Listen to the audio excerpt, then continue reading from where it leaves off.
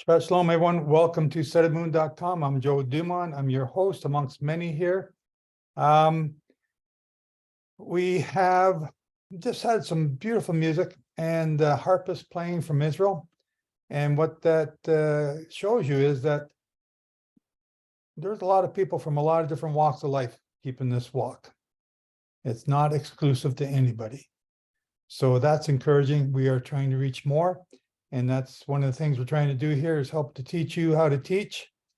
And not just have me teach all the time, because I'm not always the best teacher. So there's other people who can say things differently and in a different way to help you to grow and to learn. And that's what we want to encourage. And we're going to do that again today. And I will turn it over to Shane, and I'll be back after a short teaching. And we'll start doing the Torah portion. Take it away, Shane. Thank you, Joe. All right, so we have Hang on. Oh, You almost forgot too. we did. Okay, I'll let you introduce that as well. Who? I don't know. You knew. We had to open prayer, right? Pardon me? Opening prayer, yeah. I don't know who's doing that. Sorry. We have Baljeet.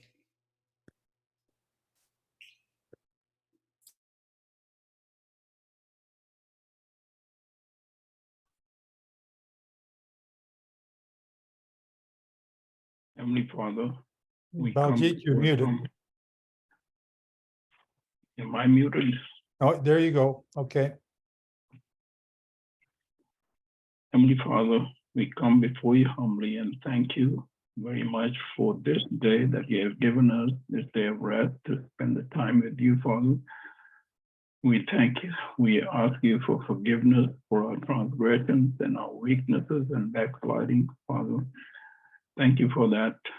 And we thank you for everything that you have done for us, for giving us your instructions. And when we did not understand, Father, you drew us closer to you and revealed your truth to us and blessed us with your wisdom, Father. Thank you. You're awesome, God. We love you, worship you, praise you, Father. Thank you. I thank you for this group that you have blessed, you have blessed us all, Father, and thank you for bringing me over here where we share a lot of wisdom over here, Father. Thank you. I lift up all those that did not make it today for whatever they are dealing with, Father. I pray that you help them overcome with that, so in the future they're able to make it here and make it on time, Father. Thank you. We welcome, Holy Spirit, we welcome you over here to bless this gathering today. And may whatever message is being shared today will be from you, Father. Thank you. Again, once again, thank you for blessing us all over here with your wisdom and giving us this day of rest with you and giving us the wisdom to spend the time with you, Father.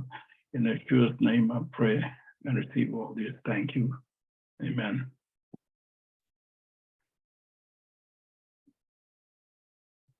Thank you, Baljeet. All right, so Ella gladly stepped in as a last-minute speaker. She's going to be talking over, her topic is relationships. So take it away, Ella. Do you need co-host? You're muted. Want to give me screen share? Am I able? It says host disabled.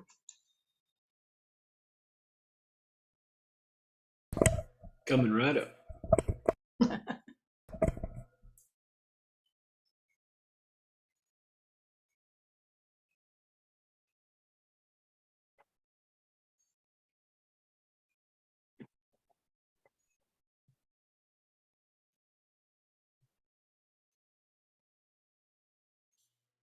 Ready for you. Okay.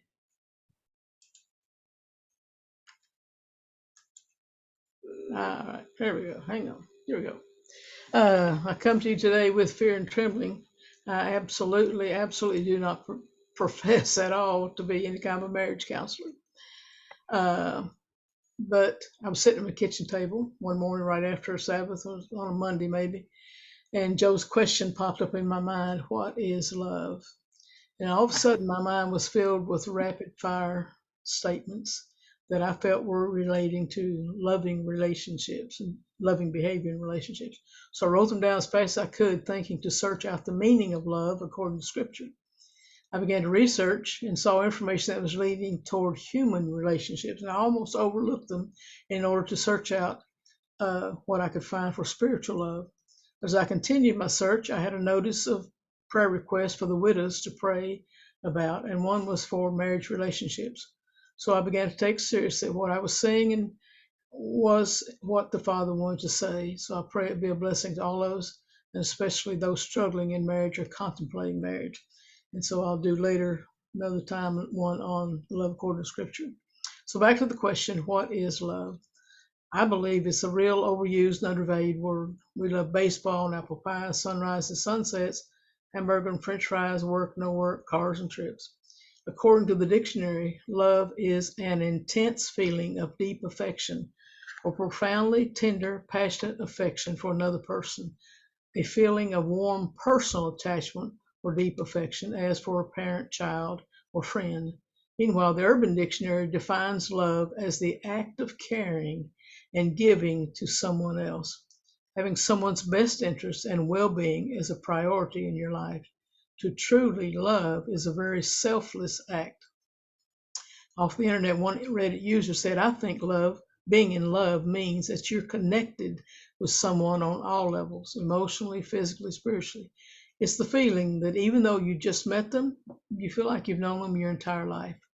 It's also the friendship in love that even though you may not see someone for years, when you do come together again, you can pick right up where you left off. We can call pure love a love that loves for the sake of loving. It has no desires or needs for oneself, but always puts the other first. It also dissolves boundaries and separation. Is there anything greater than love? Someone has said in the simple answer, yes, there is. Gratitude. Maybe it is equal and it is important. To have gratitude for someone means to have no judgment of them or for yourself. I often say an attitude of gratitude goes a long way.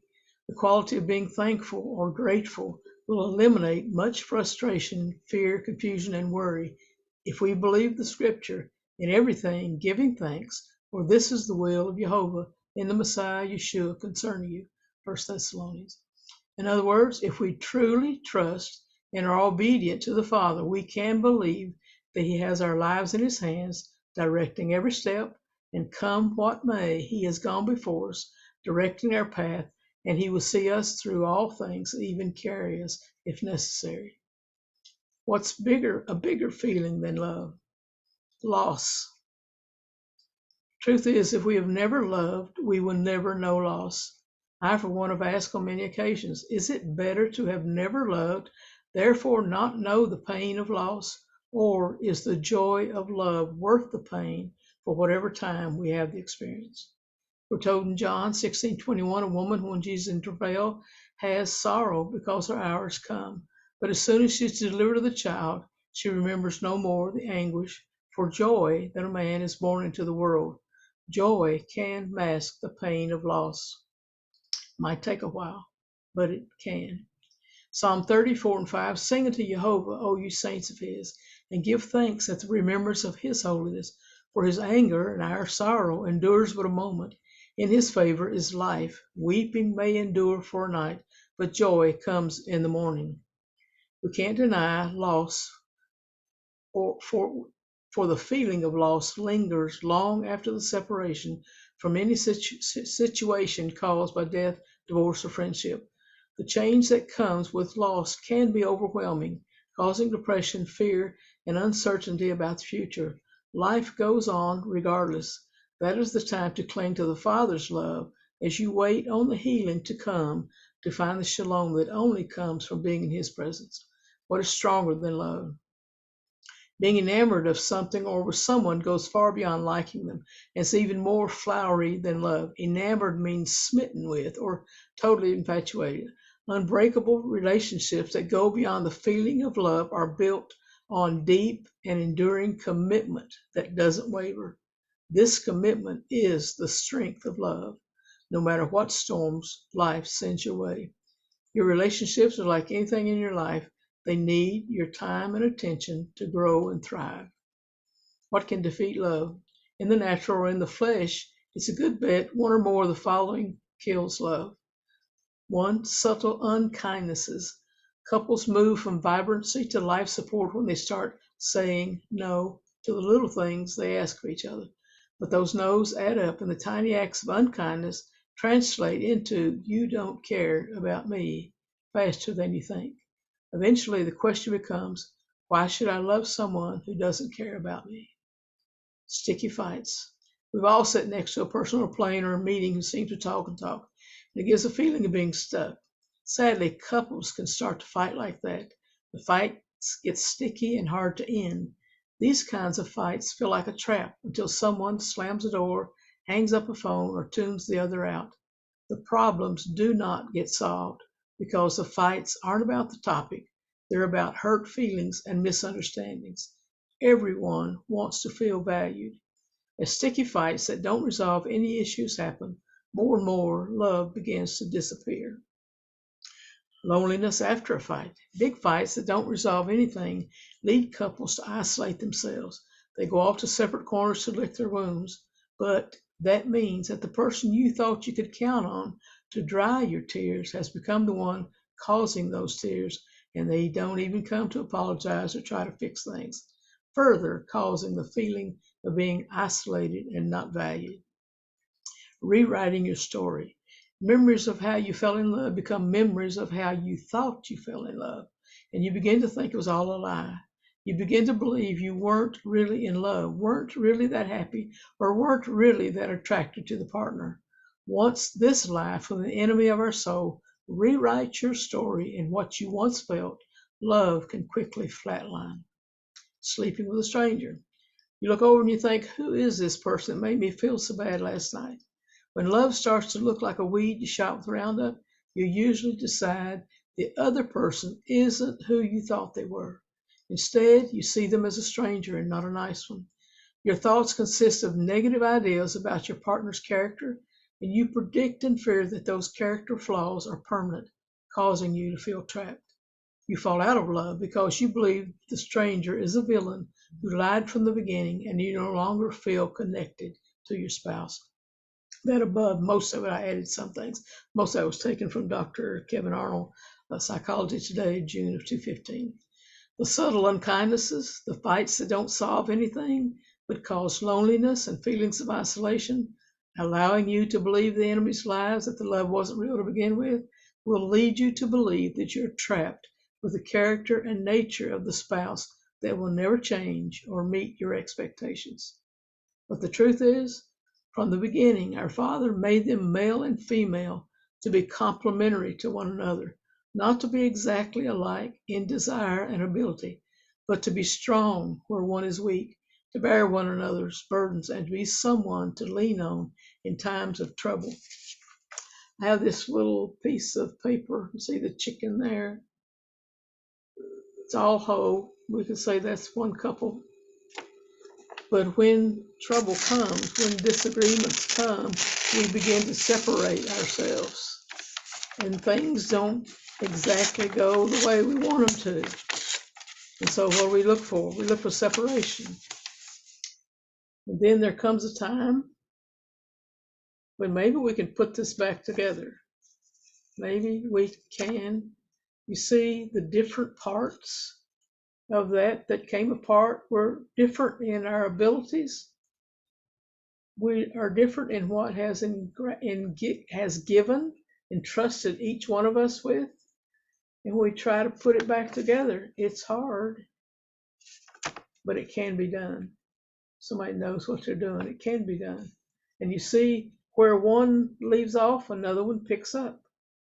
So that's what marriage is about. We work together. We are one when we become married, and we should have the best interest of the other person. It should be the selfless love.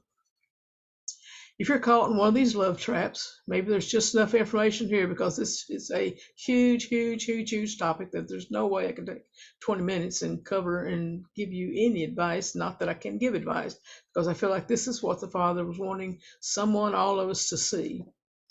But maybe there's just enough here to whet your appetite, give you an interest in maybe making something healthier in your own relationships. Also, for the men, I personally think that they're responsible for the temperament of their home. Rabbi Shalom Arush has a book called Garden of Peace, which gives practical guidelines just for men to find the true path of peace. I read that this book was required reading by some judges for some in Israel contemplating divorce with dramatic results. He also has a Garden of Peace for women. I said above that I believe men are responsible for the temperament of the home, and I also believe women, as their kenegdo, have a responsibility to share their input. Genesis 2:18. Jehovah said, "It is not good that man should be alone. I will make him an helpmeet for him."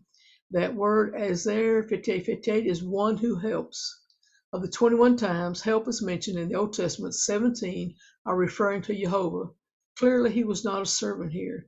He was a rescuer, help, and a defender, a shield. Likewise, the same can be said of a woman. Being an azer had nothing to do with being subservient. An azer was not a docile assistant or submissive sidekick. We would never describe Jehovah in these terms, nor should women be given these labels. I had heard that the azer kenegdo is for the man a helper against himself. This word means an ally or a rescuer, someone who comes running when the people cry out for help. And azer drops everything to save those in need. And azer is a hero. Likewise, a godly wife, when treated with love and respect, will be a Proverbs 31 woman and a true defender of her husband. And a man who is truly following Jehovah and confident in his own strength and ability, loving his wife as Yeshua loves the ecclesia and gave his life for us, this man will allow his wife to use her strengths to be the helper he needs in all things. Kenegdo, the Hebrew word kenegdo, means opposite as to him or corresponding as to him. A woman is no better or less than the man. Men and women are equally and uniquely created, a perfect fit. Genesis 2:18, the New King James says, "And Jehovah said, it is not good that man should be alone. I will make a helper comparable to him." P.S. I'd already written this, but after reading the Sideman newsletter, it would be beneficial to consider what Joe put in the newsletter, I think it was last week, about the topic of azer kenegdo and those videos concerning a woman's role and a man's response to her input. Another person I'd recommend, I think I've recommended this before for couples or anyone contemplating marriage, is a video by pastor Christian counselor Mark Gungor on the differences in how men and women think and the tale of two brains. He has others on marriage and relationships that I've not seen, but no, this would be well worth the time for helpful insight and fun eating. So if any of you have already seen that, you know what I'm talking about. As believers, we must not forget to remember who the enemy really is in relationships and give him no power over them. I've come to believe that expectations in relationship is a real threat to peace and unity. Most of us have preconceived notions that our spouse should be a mind reader if they love us. It just ain't going to happen. Knowing the other person's likes and dislikes can be learned, but understanding the differences in how a man thinks and how a woman thinks is crucial to peace. Some are more in tune and sensitive to others, but that is not necessarily the case just because you're married. According to the relationship expert Dr. Gary Chapman in his book, 5 Love Languages, The Secret to Love That Lasts, there's different ways that people show love: words of affirmation, written or spoken, compliments that show love, appreciation, affection, encouragement. Examples, you can say, "I feel loved when you," "I appreciate when you all fill in the blanks," "I'm proud of you when you," "I want to hear all about your day," "What can I do to help?" "I regret," and "I'm sorry for," "Next time I'll try to," "I could have done this better today," "I acted wrong," "I appreciate that you," "I couldn't do something today if it weren't for you," "I'm thankful for you," "I'm thankful that you do whatever it is you do," That was a great job that you did. I'm so thankful to have you in my life because I wish I could do that the way you do. Makes me happy when I'm proud of you. Communication in marriage is so crucial, and couples giving these words of affirmation to each other will keep many doors open. Proverbs 25:11, a word fitly spoken is like apples of gold in pictures of silver. I always thought that word was in pictures, like you pour water out of, but it's pictures, so that may be something to look into. Physical touch, another way. Family therapist Virginia Satir once said we need 4 hugs a day for survival. We need 8 hugs a day for maintenance. We need 12 hugs a day for growth. While that may sound like a lot of hugs, it seems that many hugs are better than not enough. A simple touch on the hand, shoulder, or arm conveys love, and the fact that you want to be near me. Sending gifts. Who doesn't love a box of chocolates or flowers just because? Or help with whatever is needed to make the home run efficiently and peacefully for all. Quality time. Just making time to be near and to see and to genuinely listen to what the other's saying and feeling or needing. That's important. Quality is better than quantity. Acts of service shouldn't be any his and her responsibility. You got to do it this way, and I got to do it this, whatever. Helping with whatever needs arise that will make the spouse's life less stressful. A loving relationship is joy multiplied, sorrow divided. The Spanish proverb tells us joy shared is doubled, sorrow shared is halved. When I started this search on love, my thoughts were meant to be concerning the love we find in Scripture. But as Father began to put these ideas before me, I began to see the following kitchen table thoughts as definitely something we might need to be refreshed in to strengthen our earthly relationships. There's no problem with anyone being heavenly minded in all things, but beware of being so heavenly minded you're no earthly good. Number 1, you catch more flies with honey than with vinegar. A soft answer turns away wrath. Back a cat in the corner and it will come out hissing, clawing, and scratching. Always leave the door open. Don't let the sun go down on your wrath or your anger. Love with mercy covers a multitude of sin and disagreement. Find the balance. Putting the Father first and your spouse along with that. Thank you. See if I can shut this off.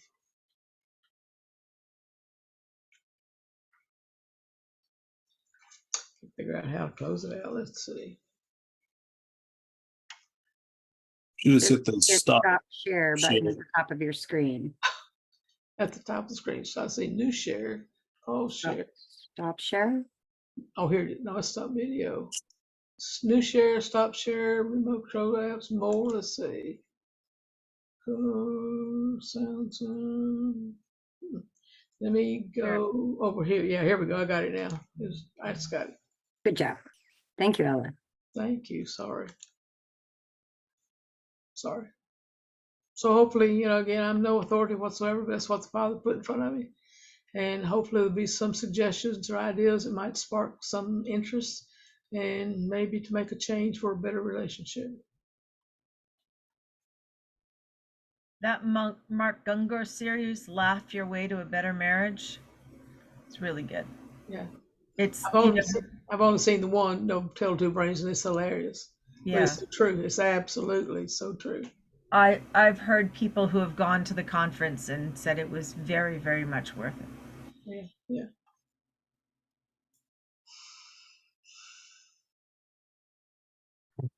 Hey, am I on? Yeah, I'm on. You're up, Joe. Okay, I'm never sure anymore. I'm just never sure. Thank you, Ella. Interesting subject. Does anyone have any other comments they want to make on that or talk about that a little bit before we move on? She's given us not just a spoonful, but a bucket full of stuff to think. It's really hard any subject to do in 20 minutes to make it, you just got to hit some real high points and hopefully something works. Yeah. It's tough. Yeah, it's, you're stepping into a minefield of messed up relationships all across the board here. All across the world. But you touched on, this is Glenn, you touched on it in your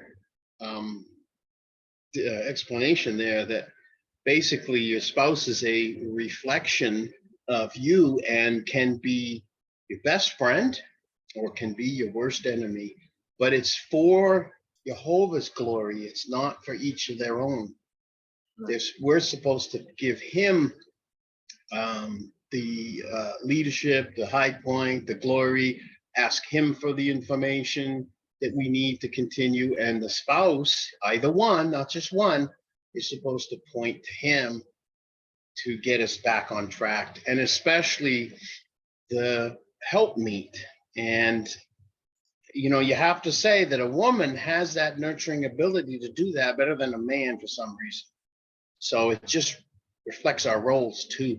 And when you tore that paper in half, if you look at it, they're not the same. Right.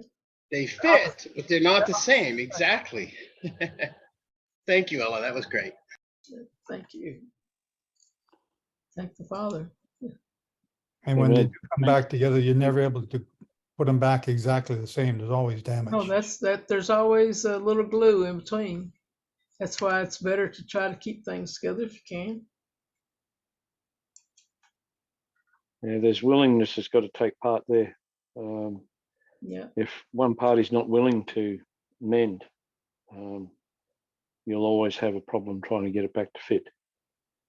Jehovah's the one that's going to put it back, but if one of the other parties is not willingness to put it back together, it's not going to work no matter what. And it's like the end day, one will be standing in the field and one will take them. Two sleeping in bed, one will be taken. If they're not willing to do what Jehovah says his ways, then willingness will cause either to be in the marriage or out of the marriage. It's as simple as that. Thank you, Ella. Maybe why Paul said, if you're single, stay single. And if a person was to be divorced, they weren't to go back to their wife. And that could be, like Joe said, the very reason, this does not fit perfectly again. There can be healing. There's no doubt there can be healing. You have to create an environment where somebody would want to come back into the relationship. And I know that's really hard when somebody is prickly and doesn't want you, trying to do things that make the relationship happier or better is extremely hard. And like Ella, it's hard for me to even speak because I've never really been in that situation, but you still have to work towards creating the environment so that that person feels safe and happy and wants to return to the engaged relationship. The thing is, I can't speak from experience too. However, I was separated for a year and a half, long time ago. And it took a lot of energy and effort to come back. But the thing that got us back was our commitment to each other in the beginning. There was something there that got us together. So we looked at that and tried to make it work. And it is a commitment thing. That's God said, one wife, one husband. So and we Glenn, couldn't see her. Yeah. You put in a lot of effort when you were dating her, courting her. Oh, yes. Same thing. When you were separated and trying to rebuild, is it equal, same, or even more effort? It's different, but it is more effort because Right. you have to overcome the trust issues Right. that are involved there. And it's hard to fix that. That's a hard one because it takes time to earn that trust again. Right. And so we have to be patient and we have to be willing to persevere and have the strength and have the courage to keep going. Because can you imagine a woman, how she feels when her husband is willing to fight, to woo her back, willing to fight, not fight her, but fight for her. Yep. And anyhow. Yep. And it's true. When you both end up with, do we want to do this? Do we want to continue? Is it worth it? Right. And you have to go through those things to decide. Right. And if both of you don't have that, it's almost doomed. You both Right. have to have that. Like But Ella if- said, you have to both want to come back. But you didn't just sit and go, well, if God wants it, he will fix it. No. Right. It's It doesn't me just and come. him in the relationship. We have to do the work. And yes, God is for us. God is giving us guidance and structure on how to do this. But this is our relationship. We have to rebuild it. Yep. Yeah. And out of that, we got our second son. So there's a blessing from it. Hallelujah. Well, yeah, one thing that's really important in marriage, I think, is, and I think it was alluded to, of, well, I lost what I was going to say. Hang on a minute. Saying I'm sorry. You know, people just don't want to admit I was at fault or I made a mistake. And early in my marriage, my husband and I went out with some friends to a movie, and I don't even know the name of it, what the name of it was, but I think it's something about love means you never have to say you're sorry. And my husband believed that after that. He thought that was the truth. But, you know, love, to grow and mature, has to have, as Sandra was saying, it's got to have that good soil. You know, it's got to have that a place of safety and security that you want to be more than anything where else. And people mess up. So you get in a little scruff or something comes up, you disagree, then both can't be right. So somebody's wrong.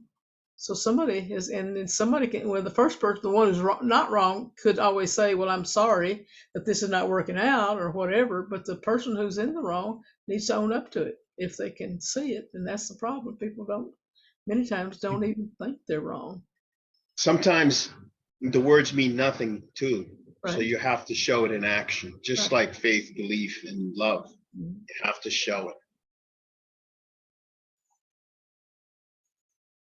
Very good. Anyone else? Actually, one thought just came to mind, Joe. The story of Jonathan. I know that Jonathan and David, I know that this is about two guys, but they made a covenant. And then later on, David remembered his covenant with Jonathan about his family, to look after them when he'd passed. And this is the thing that a covenant is an issue between a couple, but like, you've got to bring to remembrance the commitment you had. So there's that opportunity as well. I think we've kind of come to the days when people said that, I'll get married, but if it don't work out, we'll get divorced. It'll be okay. But now we're at a point where people don't even bother to get married. Kids don't bother to get married. They seem like they're committed in many cases, but like even that is gone to the point where it's not even necessary in many, many people's eyes to be married today. As I was driving up to Janny's wedding, I was talking to Arun and he asked me a question. He says, is this a contract marriage? And I said, I don't understand what contract marriage is. He says, it's a marriage just for a period of time. Culturally, I've never even heard of such a thing, but the truth is, isn't that exactly what it is when you go into a marriage thinking, okay, well, if this doesn't work, I'll just get divorced. It's the same thing as this contract marriage. It's for a period of time until it doesn't work anymore. Until you die. That's what the contract is. Well, yes, but according to what Arun was saying, they have different forms of marriage, and one of this is this contract marriage. It's for a period of time, and that is very interesting that it's in a different culture. But I mean, we say marriage is until death do us part, but we do have divorce, and we use it. We use it frequently. My mother was telling me that her brother said that there are more people divorced, either divorced and single or divorced and remarried, than there are people who are still in their original marriages. Yeah. That statistic is the same in the world that doesn't believe in the Bible and those that do. There's Exactly. no difference. But there's as much divorce in the church as there is in the world. Yeah.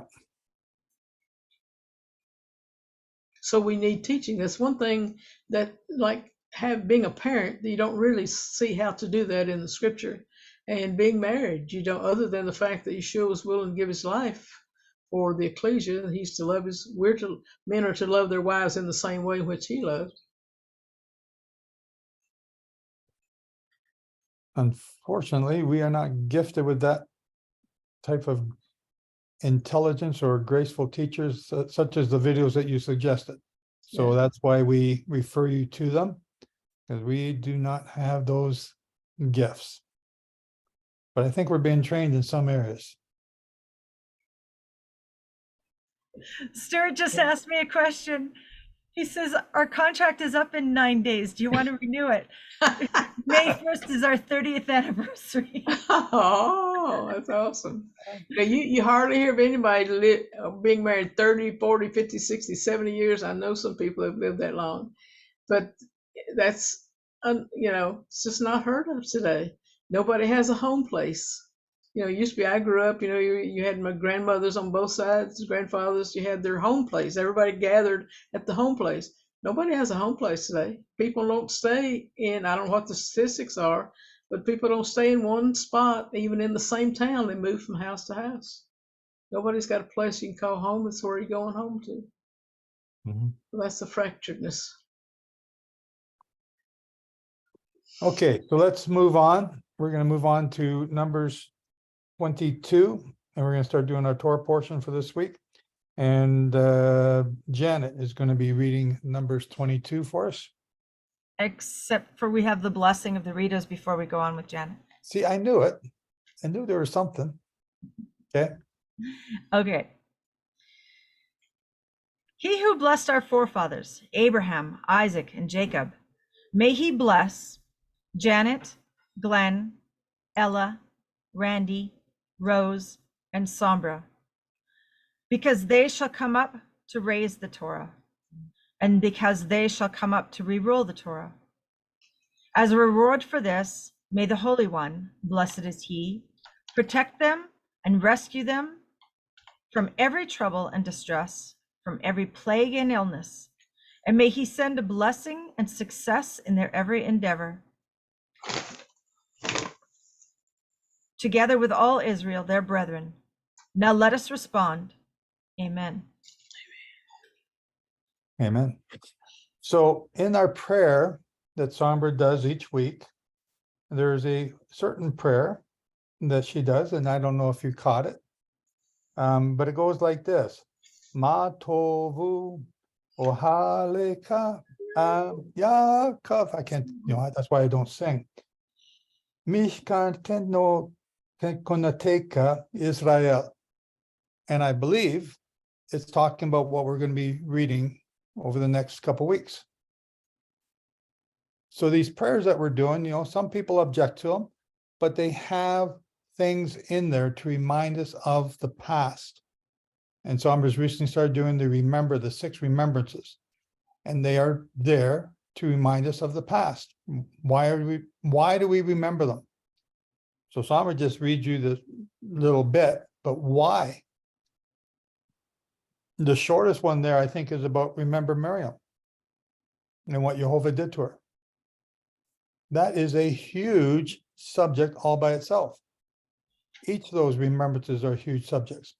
So the prayer that Sombra does, Matovu, is about what we're reading today. Have I got that right, Sombra, or am I blowing smoke here? Are we doing Balaam and Balak? Numbers 22, yeah. Okay, then yes, that's exactly what it's about. Okay, Nancy, go ahead. That's funny because for weeks I've been thinking, okay, I want to mention the Balaam and Balak thing as we're doing the prayer. And then I end up just kind of rolling into the prayer and go, oh, shoot, I was going to say that. And that's why sometimes when I'm saying the prayers, I get muddled because I'm thinking of something else, thinking I want to say something. And I was supposed to sing and I sang it wrong. Anyhow, yes, this is all about Balaam and Balak. And I'm so glad, God is so good. God is so good that he would have me mention it today. Yeah. Okay, Janet, go ahead. Okay. And the children of Israel set forward and pitched in the plains of Moab on this side Jordan by Jericho. And Balak the son of Zippor saw all that Israel had done to the Amorites. And Moab was sore afraid of the people because they were many. And Moab was distressed because of the children of Israel. And Moab said unto the elders of Midian, now shall this company lick up all that are round about us, as the ox licketh up the grass of the field. And Balak the son of Zippor was king of the Moabites at that time. He sent messengers, therefore, unto Balaam the son of Beor to Pethor, which is by the river of the land of the children of his people, to call him, saying, behold, there is a people come out from Egypt. Behold, they cover the face of the earth, and they abide over against me. Come now, therefore, I pray thee, curse me this people, for they are too mighty for me. Peradventure I shall prevail, that we may smite them, and that I may drive them out of the land. For I wot that he whom thou blessed is blessed, and he whom thou cursest is cursed. And the elders of Moab and the elders of Midian departed with the rewards of divination in their hand. And they came unto Balaam and spake unto him the words of Balak. And he said unto them, lodge here this night, and I will bring you word again, as the Lord shall speak unto me. And the princesses of Moab abode with Balaam. And God came unto Balaam and said, what men are these with thee?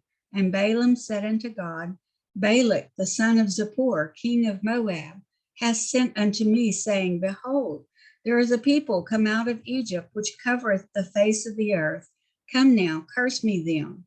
Peradventure I shall be able to overcome them and drive them out. And God said unto Balaam, thou shalt not go with them. Thou shalt not curse the people, for they are blessed. And Balaam rose up in the morning and said unto the princesses of Balak, get you into your land, for the Lord refuseth to give me leave to go with you. And the princesses of Moab rose up, and they went unto Balak and said, Balaam refuses to come with us. And Balak sent yet again princesses, more and more honorable than they. And they came to Balaam and said to him, thus saith Balak, the son of Zippor, let nothing, I pray thee, hinder thee from coming unto me. For I will promote thee unto every great honor, and I will do whatsoever thou sayest unto me. Come therefore, I pray thee, curse me this people. And Balaam answered and said unto the servants of Balak, if Balak would give me his house full of silver and gold, I cannot go beyond the word of the Lord my God, to do less or more. Now therefore I pray you, tarry ye also here this night, that I may know what the Lord will say unto me more. And God came unto Balaam at night and said unto him, if the men come to call thee, rise up and go with them. But yet the word which I shall say unto thee, that shalt thou do. And Balaam rose up in the morning and saddled his ass and went with the princes of Moab. And God's anger was kindled because he went. And the angel of the Lord stood in the way for an adversary against him. Now he was riding upon his ass, and his two servants were with him. And the ass saw the angel of the Lord standing in the way, and his sword drawn in his hand. And the ass turned aside out of the way and went into the field. And Balaam smote the ass to turn her into the way. But the angel of the Lord stood in a path of the vineyards, a wall being on this side and a wall on that side.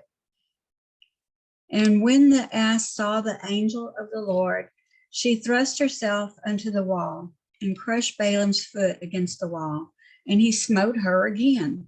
And the angel of the Lord went further and stood in a narrow place where was no way to turn either to the right hand or to the left. And when the ass saw the angel of the Lord, she fell down under Balaam, and Balaam's anger was kindled and smote the ass with a staff.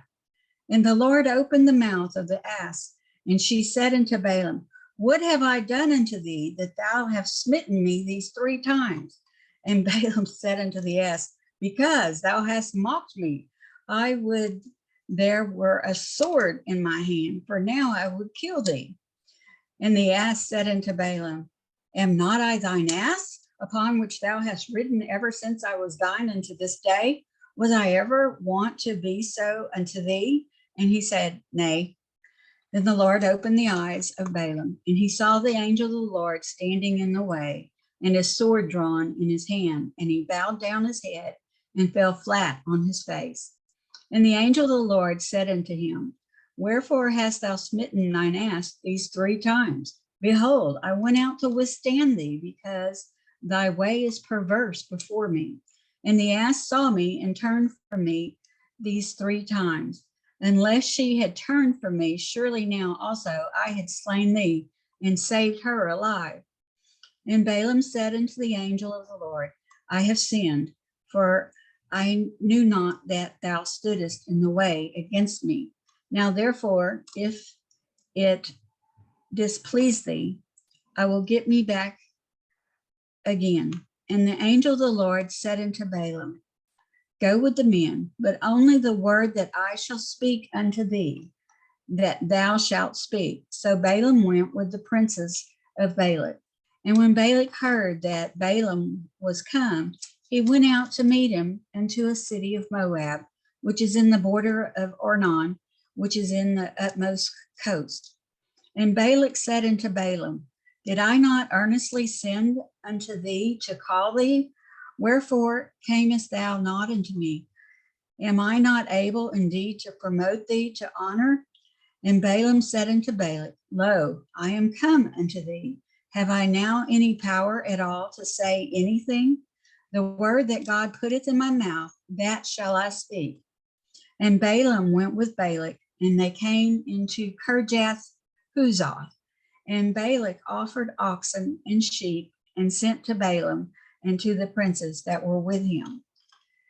And it came to pass on the morrow that Balak took Balaam and brought him up into the high places of Baal, that thence he might see the utmost part of the people.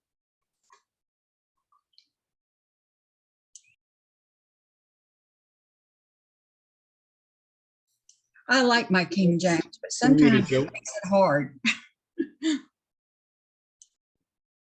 Sorry. Thank you, Janet. Yeah, sometimes King James is hard to read and to listen to. So I got a question. Jehovah told Balaam not to go.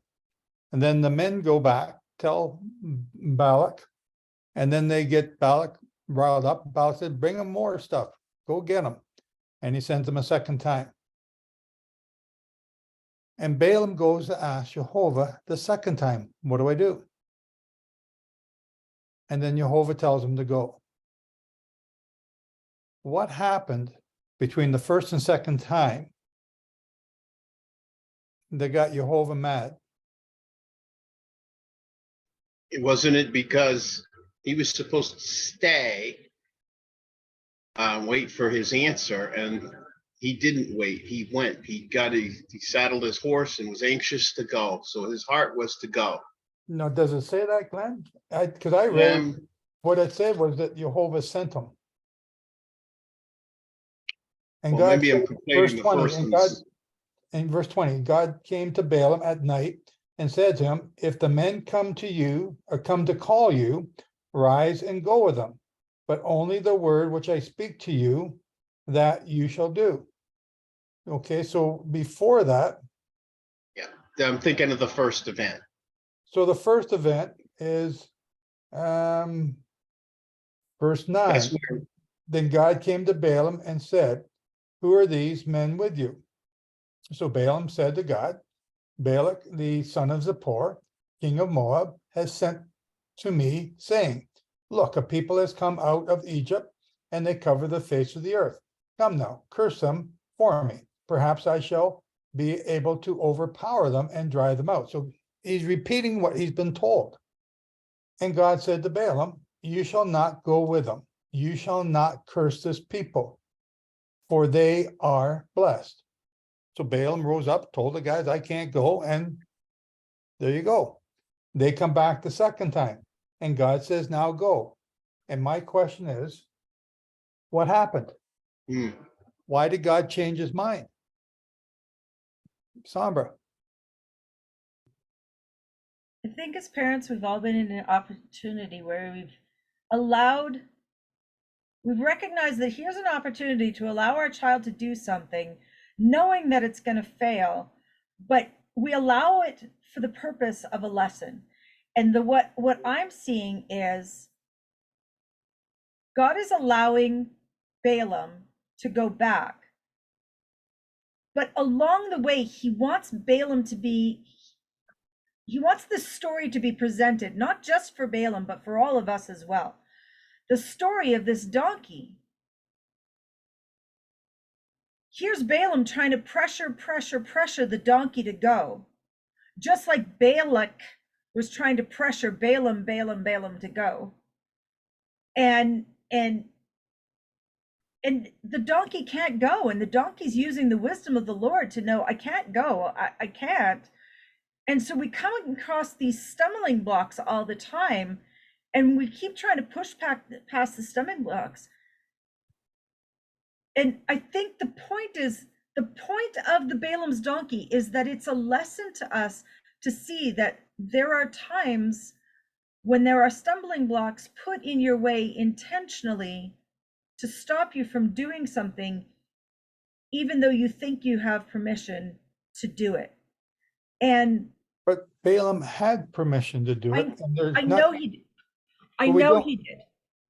Okay, But you see, the thing is, he's going to Balak wants Balaam to come curse the Israelites. yeah. The Israelites, the donkey is a picture of the Israelites. What have we, Israel, done to the rest of the world that you want to kill us and throw us into the sea? What have we done, Israel, Jews, Hebrews, what have we done that the world hates us so much?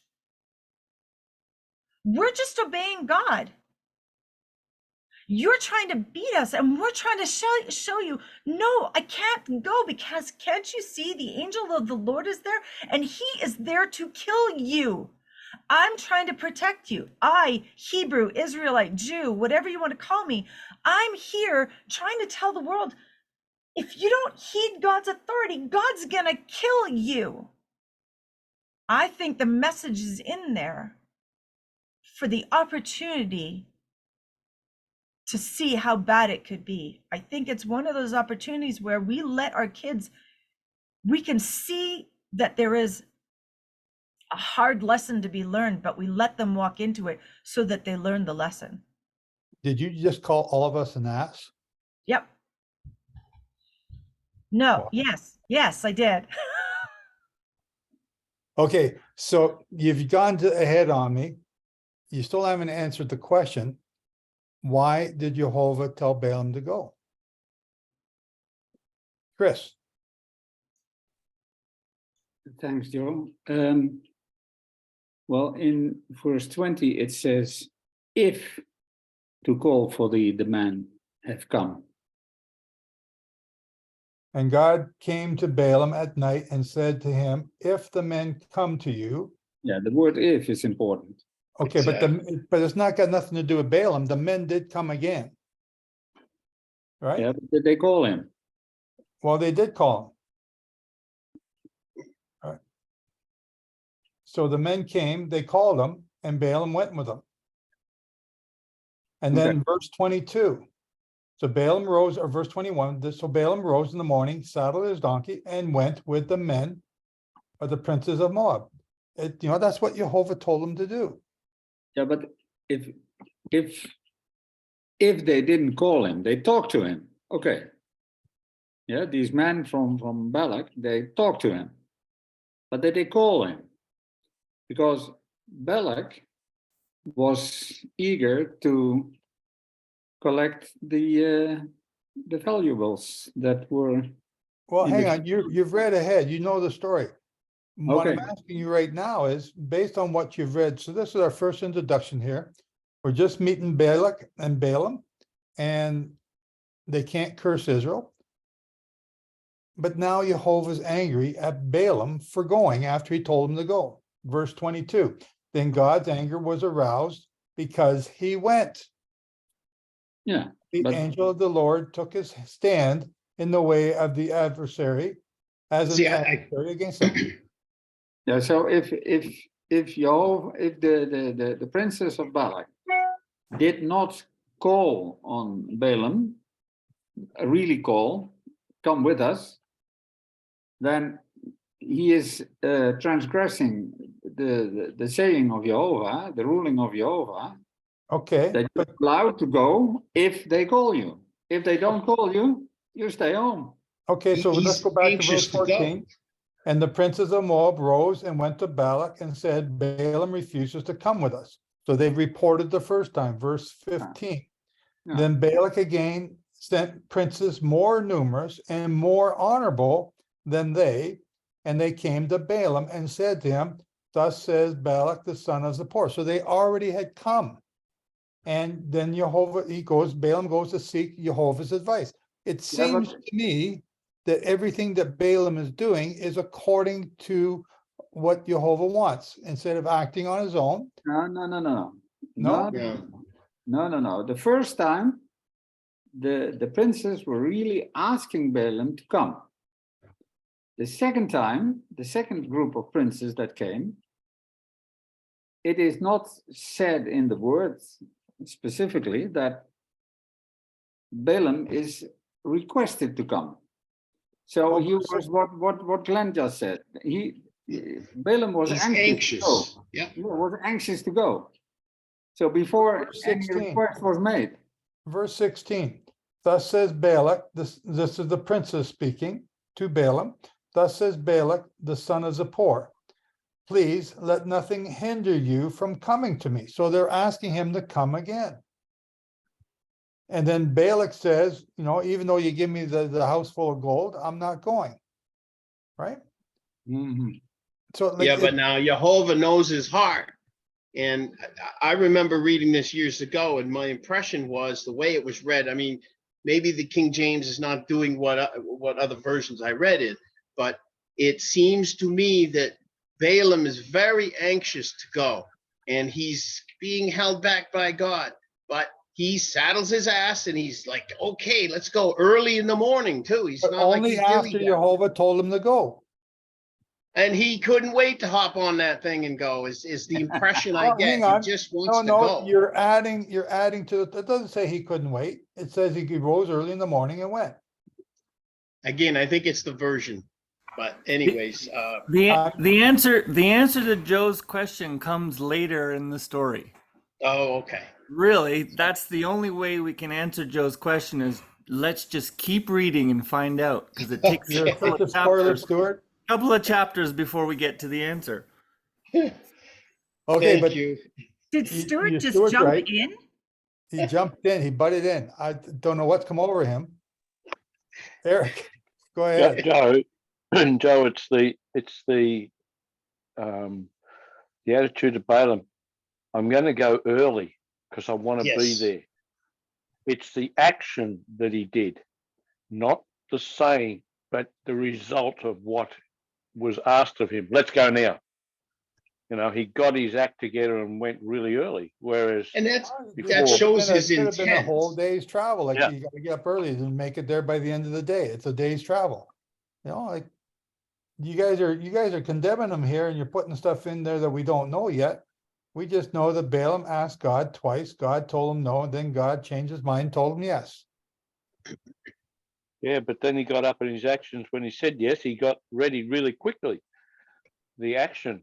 It's the same as doing covenant today. Some people just don't want to do it. And then other people want to do it. And their action is determined by today is a special day. I'm doing it. Your conviction is Jehovah. shown in your action, and his conviction is there. You don't have to say a Okay. word; you can see it. So then God's anger arose to him, arose because he went. Okay, so now I'm kind of confused. He told him to go, he went, now God's angry at him. Eric, you were gonna say something. Can you hear me all right? Go ahead, yes, sir. Okay, so if you look at the 2 times that he goes to the Lord, one of the things that the Lord says the first time is, you shall not go with them, you shall not curse the people, for they are blessed. So God basically has given him a heads up of what these men are going to ask him to do. Yeah. So in that way, I'm associating with, you shall not be like these men and try and curse these people. Now, God doesn't explain because these people are mine. But later on, the condition that God gives him is, so basically the first time he says, no, this is what you're not supposed to do. The fact that God has already told him that he couldn't go, he's given him the answer. And it's almost like, you ever had a kid that keeps asking, mom, can I do this? Mom, can I do this? Mom, and they just keep asking over and over and over again. I think God is walking a very tightrope here, because he wants to try and get Balaam to go down the right path, but he still has to give Balaam free will. So the next time he says, Okay, like, hang on, if I may, Eric, I want to jump in here. right, You're the prophet, and a bunch of men showed up at your door on Monday. And, okay, they ask you a question, and you go, I'm gonna take it to prayer, and you go and pray, and you get an answer right away. Don't go, don't curse these people. And you go back and tell the men, no, I can't go with you, goodbye. right. The next day, the men come back. And different men, more prestigious men. Now it's the mayor of the city and the governor of the state. And they're at your door and they're saying, you know, Eric, we really, really, really, really want you to come and do this. And you've already been told the day before not to go with them, but now, okay, there's new men here. You go, what are you going to do? You go and ask Jehovah, what do I do? So he's already given me an answer. So the answer that's different in the second time, if you read it, it says, and God came to Balaam at night and said to him, if the men call to you, so God already knows they're going to call to him, rise and go with them, but only the word which I speak to you, that you shall do. So now God has changed the conditions. Yes, but before he even gets to say any words or see any people, he's met in the way and he's got Jehovah mad at him for going. Right. So now he's going. So so what I'm looking at is, what does God see that Balaam is going to do that already upsets God already? Okay. So what's that question yet? But yeah, okay. But I mean, in other words, God already sees what Balaam is going to do in the future, but now he has to deal with this, because he told him, if you go with them, only speak the words that I tell you to do. Does Balaam honor that? No, he does not. Well, he does it first. Yeah, he does it first, but does God see later on what he's going to do? Well, you know, he can see right to the end. Right. So right. Right now, we're only in chapter 22.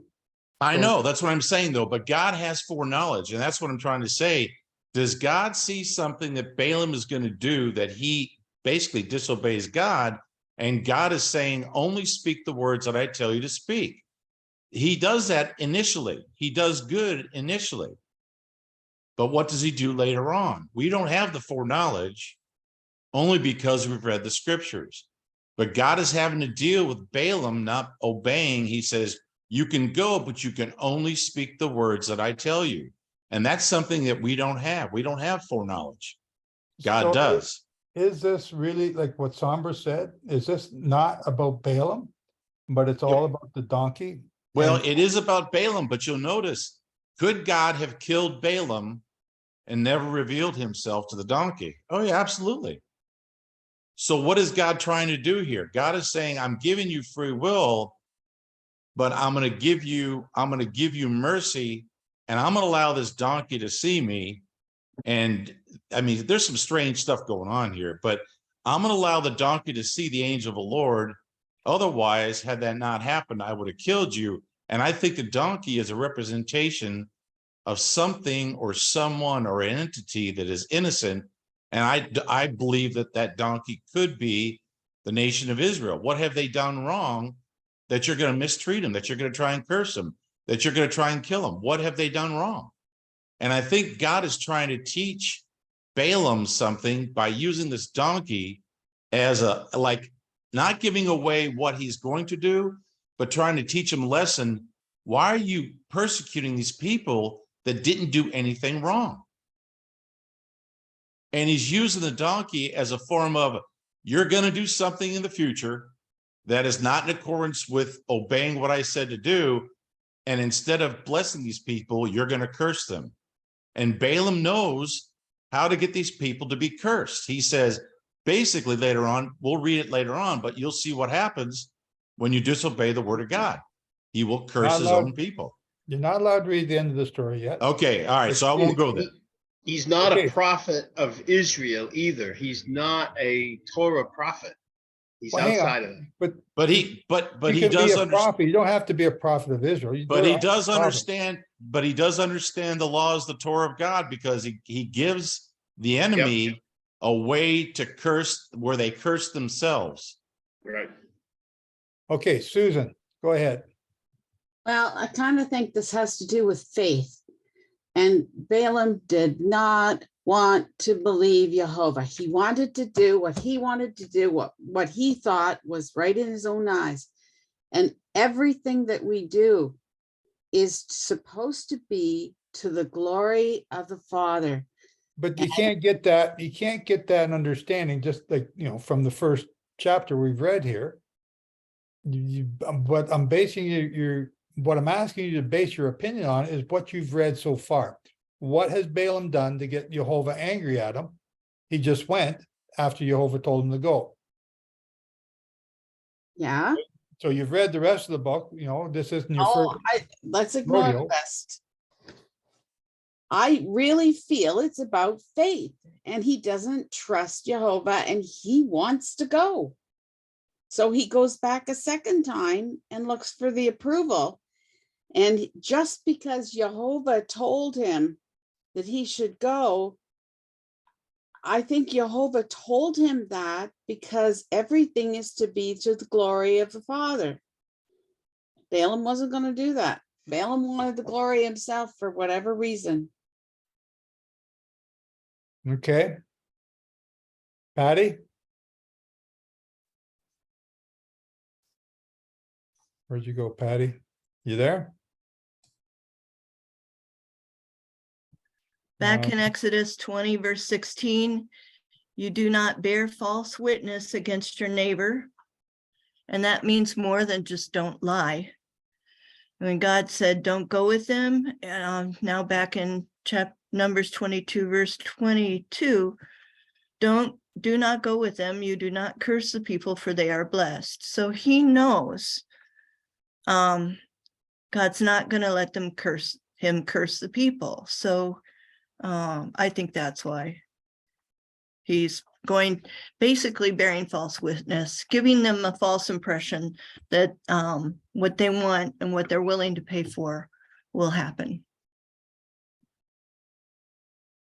Okay. Yeah, he's got a purse at the end of this if he can succeed at accomplishing the cursing one way or the other. How about that? Again, you're reading the end of the story. But right now, he's just done two things. He's gone to Jehovah twice in prayer. That's faith. He's asked him twice, what do you want me to do? First time he was told, don't go. Second time he was told, if they call you again, go. They did, so he went. Now Jehovah's angry at him. Okay, so far in chapter 1 here of the story of Balaam, we are, what is going on? Right? Again, like Stuart and Glenn and Eric have all said, if you keep reading, you're going to get, you'll figure it out. But right now, he hasn't done those things yet. Right now, Sombra. Okay, so we all like to study and we're all searching for good hermeneutics, right? The good way of parsing out, studying the Word of God. And that's got to start with, you can't assume evil intent. We are supposed to be a people assuming good in others. We're not supposed to be assuming evil in people. Now, Balak comes to Balaam. Why? Because he is a prophet. He's well respected as a prophet. And Balak thinks that if he can get the prophet to speak against what Balak thinks is his enemy, he's afraid of them. But Balaam immediately tells him, no, I'm sorry, I can't. I can't speak against what God says.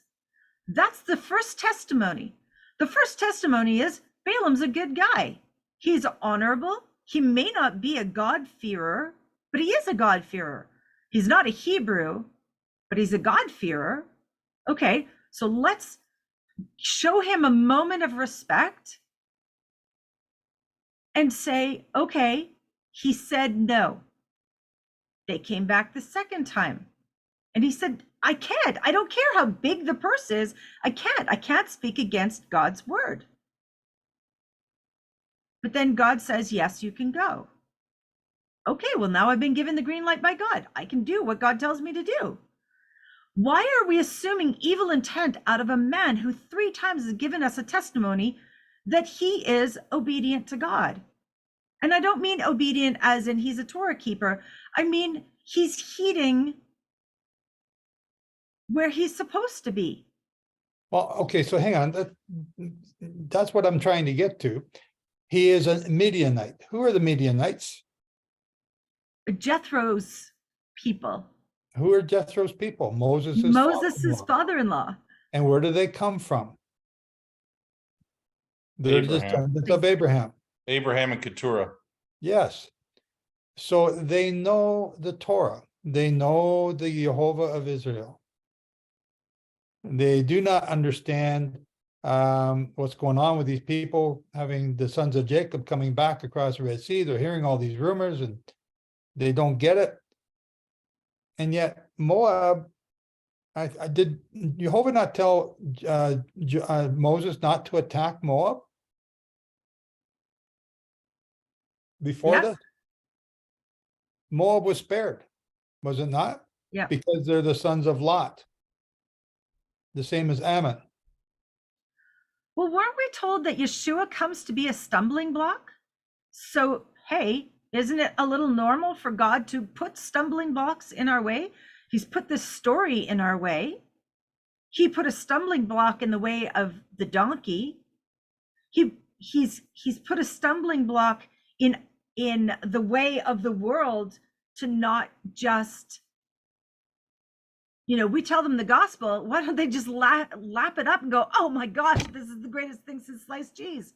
Oh no, it's God. But there's stumbling blocks all over the place. Why are we surprised that this story is here? Well, how often do you see a donkey talking? Don't answer that. Well, how often do you see God in the body of a human?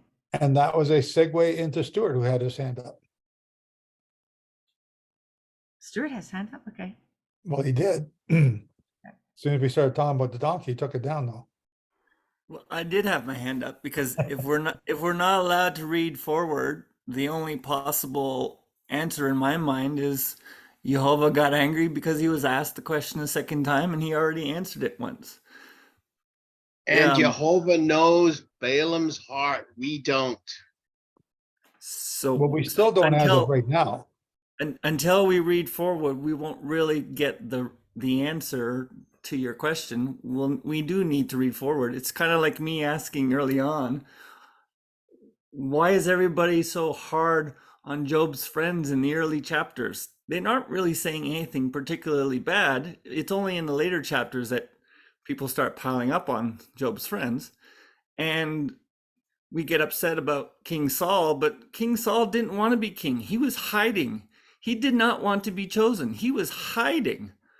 So, there's a test that comes afterwards. I guess that's the key. So we need to read forward and we'll get the answer to your question a little bit later. Okay, Eric? You know, and anytime I see something unusual in the scriptures, particularly a donkey that's talking, I always associate these weird and abnormal occurrences in the scriptures. I always associate that with somehow it's a characteristic of Yeshua. And I see this angel of the Lord as a form or a way where could the angel of the Lord killed Balaam? Oh yeah, absolutely. Could have taken him out. And yet the Lord allowed the donkey to see him. And the donkey itself was smart enough to do whatever it could to prevent from being killed by the angel of the Lord, which I believe the angel of the Lord is Yeshua, but some people don't think that, but that's what every time I hear about the angel of the Lord, I think it's Yeshua. And I just see where God is allowing us, like we do today, we have free will. Sometimes our free will, sometime in the future, is going to lead us down a path that is not the path that the Lord wants us to go down. I think initially, had God not refused Balaam to say, you can't go, and the second time, God knew, and this is just hypothetical. So this is hypothetical. God knew that if Balaam kept refusing to go, he'd end up dead. So in a way, it's almost like, there's so many different possibilities that could happen. God is saying, okay, you're going to go this time, but this time only speak the words that I tell you. And initially, he does. But then we have a problem later on. And I think God is trying to get a hold of Balaam's attention. Like, I'm trying to warn you, I'm allowing you to go, but you're going to do something that's not in accordance with what the permission I gave you. So rethink what you're going to do in the future.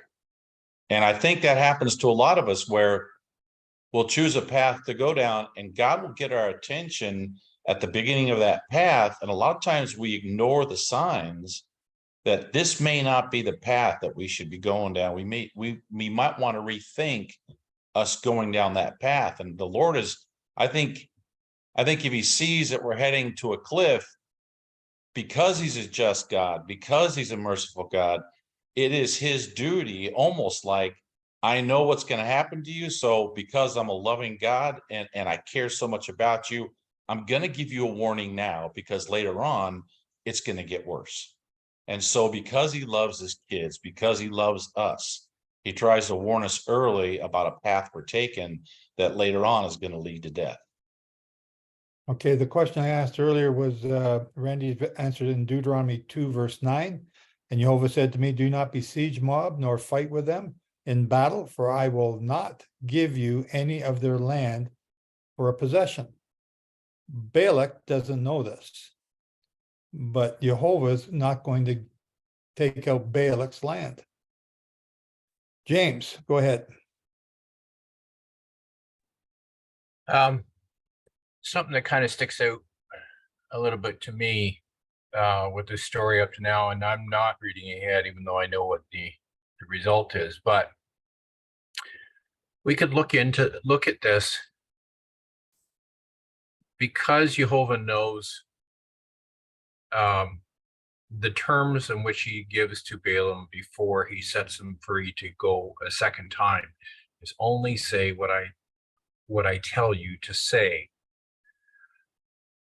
What is one of the biggest problems today, back then, that all believers had, is forgetting what the word of Yahweh was, or taking it and turning it into something that it's not, or taking it and twisting it. So Balaam, and like you said, was a good man who did what the Yahweh told him and stuff, but Yahweh knew that eventually he would succumb to the world. And if we think about it, that house full of treasure is almost like Hasatan offering us whatever we want, if only we'll just do what he wants us to do instead of doing what Yahweh wants us to do. So by the angel interceding and presenting himself and if it's Yeshua presenting himself as a double confirmation that, hey, look, I really am real and I really need you to do this, because down the road, you're going to forget and you're going to twist my words and you're going to do what I tell you not to do, and it's going to lead to death. So I'm warning you now to only say what I tell you to say. Only do what Torah says to do. Don't take it for granted. Don't change it. Don't misuse it, because it will lead to death, and all the treasure in the world is going to get you nowhere. Okay. Tim, and after Tim, we're going to start into the next section. Go ahead, Tim. Well, because we've not read the end of the story, the nature of what's going on, I see the answer is already in Scripture, where this type of conversation went on before with Abraham. And God allowed Abraham to speak up, hoping that they would not kill or they would not destroy, Sodom and Gomorrah. He said, if there's 50 people. And God allowed Abraham to have this conversation. Now, God already knew what was going on, but God allows us to speak to him. He wants us to talk to him. And I see it's his loving nature to let us go ahead and go back and forth, to exercise our thinking, our brain cells, and our compassion. And yes, God can turn certain things.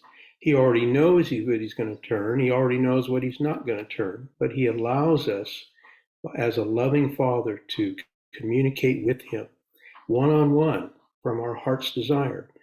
And it just shows the nature of God, even with Balaam, who had wrong motives. Yet he still lovingly wants to communicate with us, who are human beings with all our frailties. And it's marvelous, It's a wonderful nature of God that I see, not reading the end of the story, but that's what I pull from it ahead of time. Okay, very good. Thank you. Okay, we're going to leave it there because, Stuart spoiled the book and he went to the last chapter and read it, told us all about it. We're going to go back to Ruth now. We're going to read Ruth 1. And we're going to start with, I believe, Glenn. Yep. Okay, Ruth 1.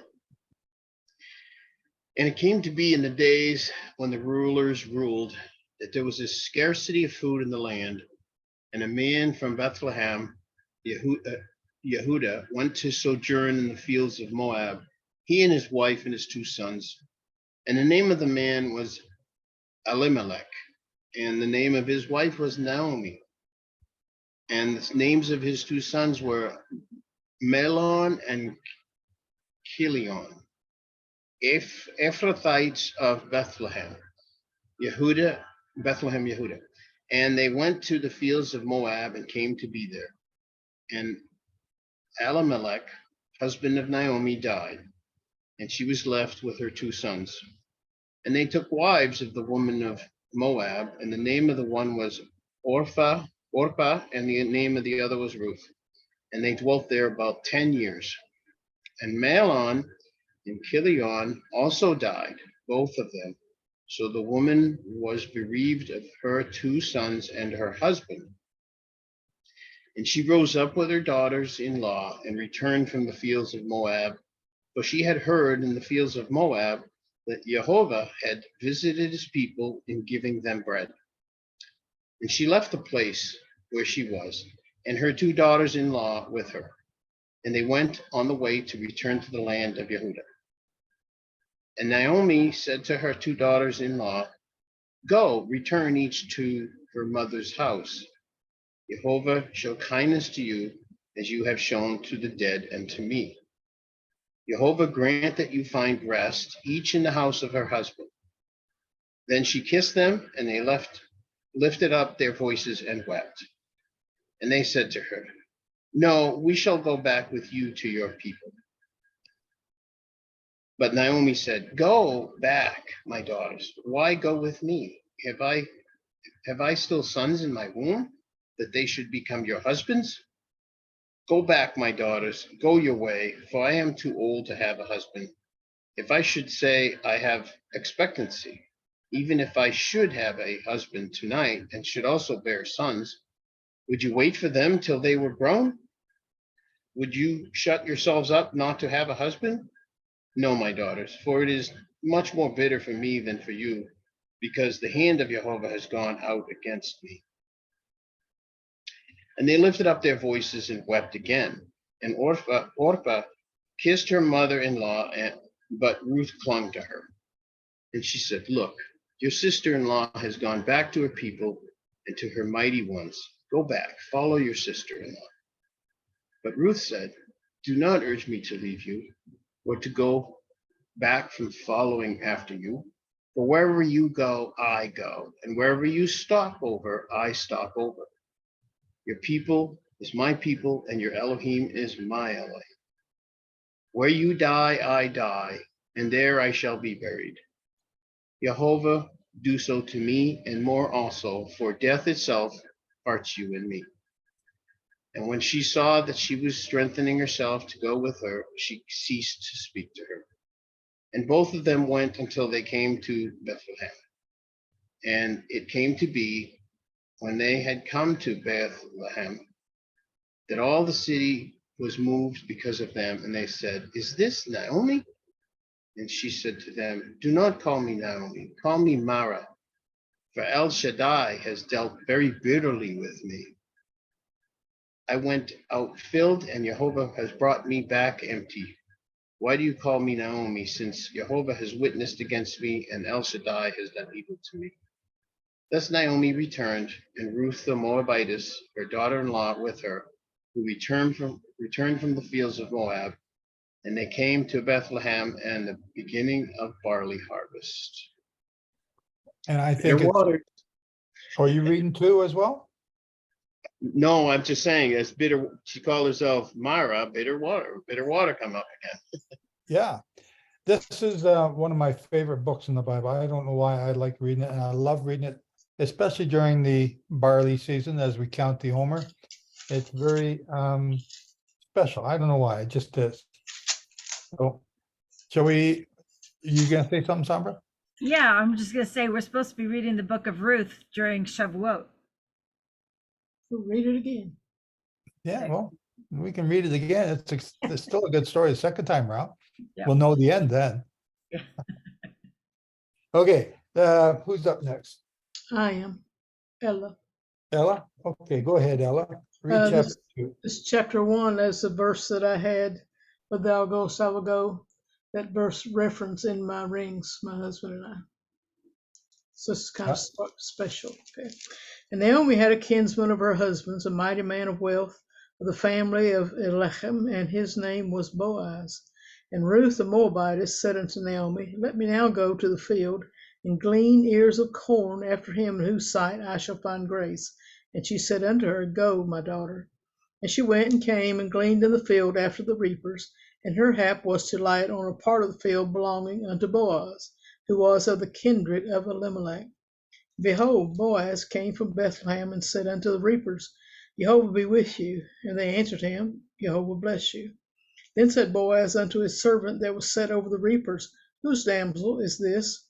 And the servant that was set over the reapers answered and said, it is the Moabitish damsel that came back with Naomi out of the country of Moab. And she said, I pray you, let me glean and gather after the reapers among the sheaves. So she came and had continued even from the morning until now, that she tarried a little in the house. Then said Boaz unto Ruth, did you not hear, my daughter? Go not to glean in another field, but abide here fast by my maidens. Let your eyes be on the field that they do reap, and go you after them. Have I not charged the young men that they should not touch you? And when you are athirst, go unto the vessels and drink of that which the young men have drawn. Then she fell on her face and bowed herself to the ground, and said unto him, why have I found grace in your eyes, that you should take knowledge of me, seeing I am a stranger? And Boaz answered and said unto her, it has fully been showed me all that you have done unto your mother-in-law since the death of your husband, and how you have left your father and your mother in the land of your nativity, and are come unto the people which you knew not before now. The Lord Jehovah recompense your work, and a full reward be given you of the Lord God of Israel, Jehovah, under whose wings you are come to trust. Then she said, Let me find favor in your sight, my Lord, for that you have comforted me, and for that you have spoken friendly unto your handmaid, though I be not like unto one of your handmaidens. Boaz said unto her, At mealtime you come here and eat of the bread, and dip your morsel in the vinegar. And she sat beside the reapers, and he reached her parched corn, and she did eat. Or he gave her parched corn, and she did eat, and was sufficed, and left. When she was risen up to glean, Boaz commanded his young men, saying, Let her glean even among the sheaves, and reproach her not. And let fall also some of the handfuls on purpose for her, and leave them that she may glean them, and rebuke her not. So she gleaned in the field until evening, and beat out that she had gleaned, and it was about an ephah of barley. And she took it up and went into the city, and her mother-in-law saw what she had gleaned, and she brought forth and gave to her that she had reserved after she was sufficed. And her mother-in-law said unto her, Where have you gleaned today, and where wroughtest thou? Blessed be he that did take knowledge of you. She showed her mother-in-law with whom she had wrought, and said, The man's name with whom I wrought today is Boaz. And Naomi said unto her daughter-in-law, Blessed be he of Jehovah, who has not left off his kindness to the living and to the dead. And Naomi said unto her, The man is near of kin unto us, one of our next kinsmen. And Ruth the Moabitess said, He said also unto me, You shall keep fast by my young men until they have ended all my harvest. And Naomi said unto Ruth, her daughter-in-law, It is good, my daughter, that you go out with his maidens, that they meet you not in any other field. So she kept fast by the maidens of Boaz to glean unto the end of barley harvest and of wheat harvest, and dwelt with her mother-in-law. Thank you, Ella. Again, just, because we go by the barley, and they're saying corn here, but the parched corn is parched barley. And to understand the barley and to understand how you can only harvest in certain sections, you can't harvest the whole field like a combine going through the field today. It's harvested in patches, and that's the part I love about this story. Verse 10. Joe, before you go on, again, you did it with that word corn. We're not talking about maize. We're not talking about the yellow stuff that you eat on the cob. Right. That word corn the word that is used for grain all throughout Europe and all throughout Africa. It doesn't refer to the yellow stuff that we have here. Right. Technically, corn is a grass too. Yeah. That's why they conflate it. Right. But we're talking about barley here. I thought I said that. No, well, we are talking about barley, but you said It said parched corn is what it said that Ella just read. Well, that's because that's what her version says, and that's because her version is a European version And that uses the original language. And the explanation is that it's barley. It's actually barley that is speaking. It is, right. And that's why you have parched barley or caramelized barley in Leviticus. What is it? 23 or 2? I forget. Okay. Verse 10. I want to look at verse 10 here for a moment. Verse 2, verse 10. Yeah. No, that's not the one. While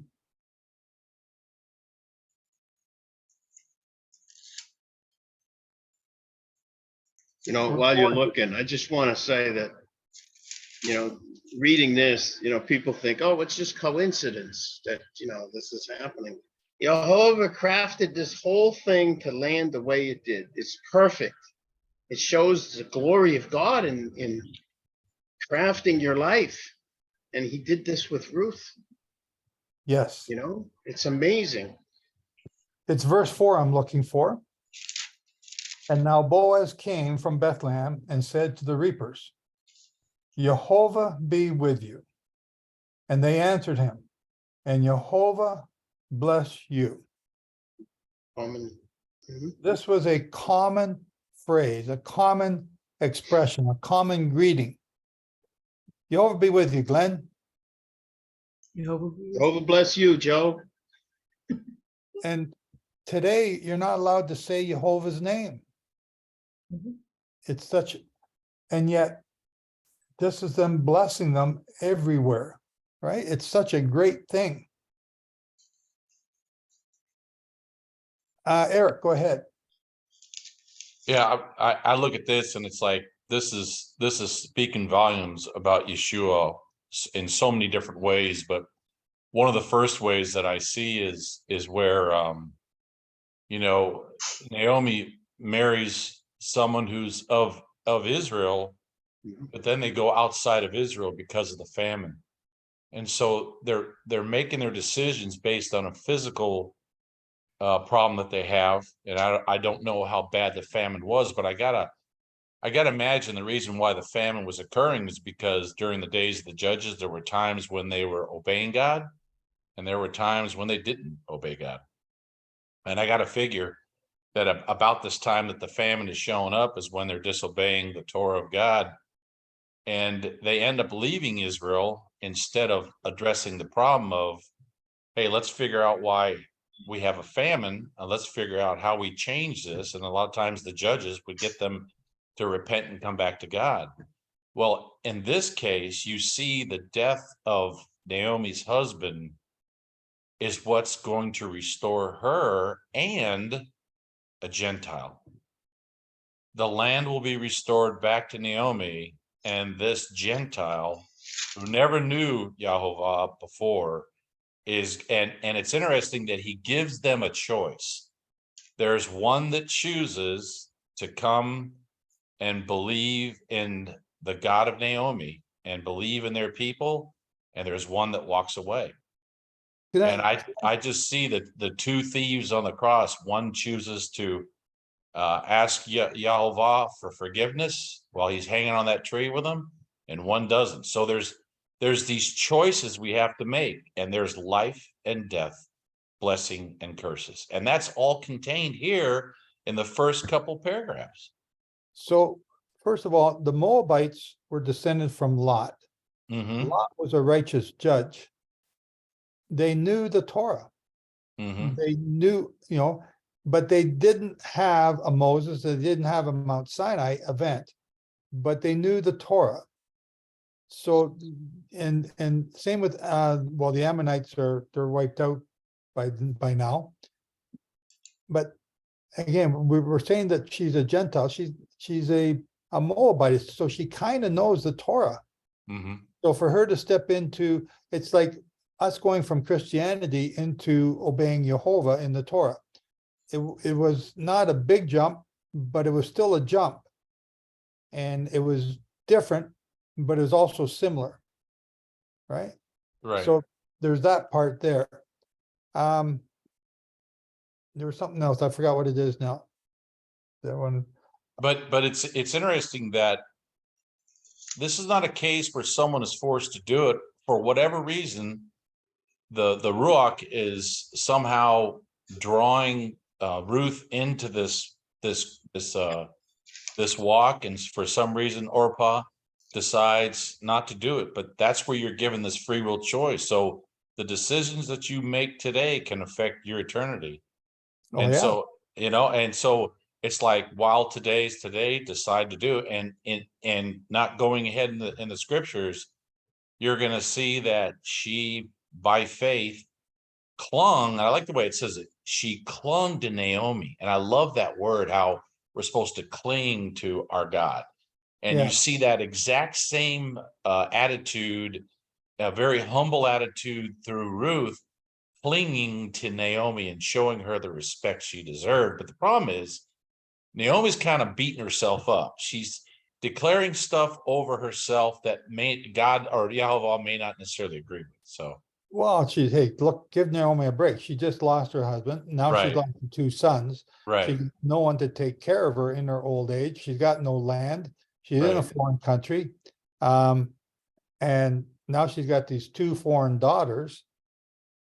Okay. Yeah, she's somewhat losing faith. And she Well, actually sends the other daughter off to the other Elohims of the land She's looking at her current situation and thinking, Right. okay, there's nothing's going right here. But she does good. She returns back to Bethlehem. That to me is the best choice she could have made in her condition that she was in. Okay, Paul, get in here. What did they come back to, Joe? They came back to emptiness. They just came back to their fellow Benjamin No, Ephraimites. they came back to a harvest. Ah, okay, so Food. they came back to food. Yes, but what was the food? Barley, first fruits risen from the dead. Then they went and continued on, and it went through the wheat harvest.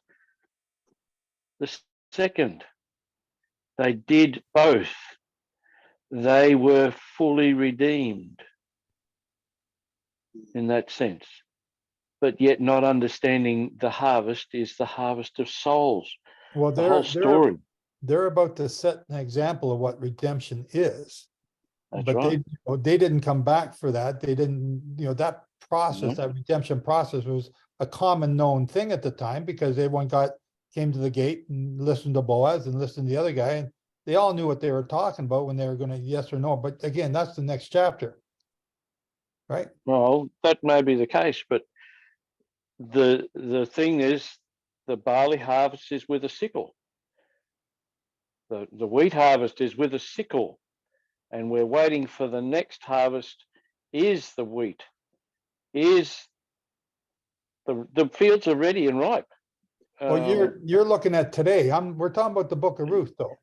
I realize that, but it's an analogy and an anagram that it just shows us, and it also says, well, it's leading to a wedding, an 8th day place. Well, we're only in chapter 2. You We don't know that. I know you don't see that, know but that. I know, but it's something that's there playing out, and we She's can also see come that. back to her possession. Yeah, What timing to is a this, house. by the way? What timing of Yeah. the chronology, Sabbatical and Jubilee cycle? What timing is this? I'm curious Well, to it's know not. that. It's not going to be a sabbatical Jubilee because Boaz is harvesting the fields. Well, I know Yeah, that, but someone I'm in- saying it's got to be close to. It could be close to the Jubilee, where she's coming back to her possession. She's got nothing in the other land. She's done. She's coming back. I don't know. I'm just asking. It might be the you're year asking before the me to guess Jubilee. because You never know. We Right. have no records to suggest it's close to a sabbatical or a Jubilee Right. year. Well, it makes me question anyway. Yes, it's a question, but I don't know of any answers that will answer that. No, Valued I don't either. customer. Just an observation. A valued customer, who's that?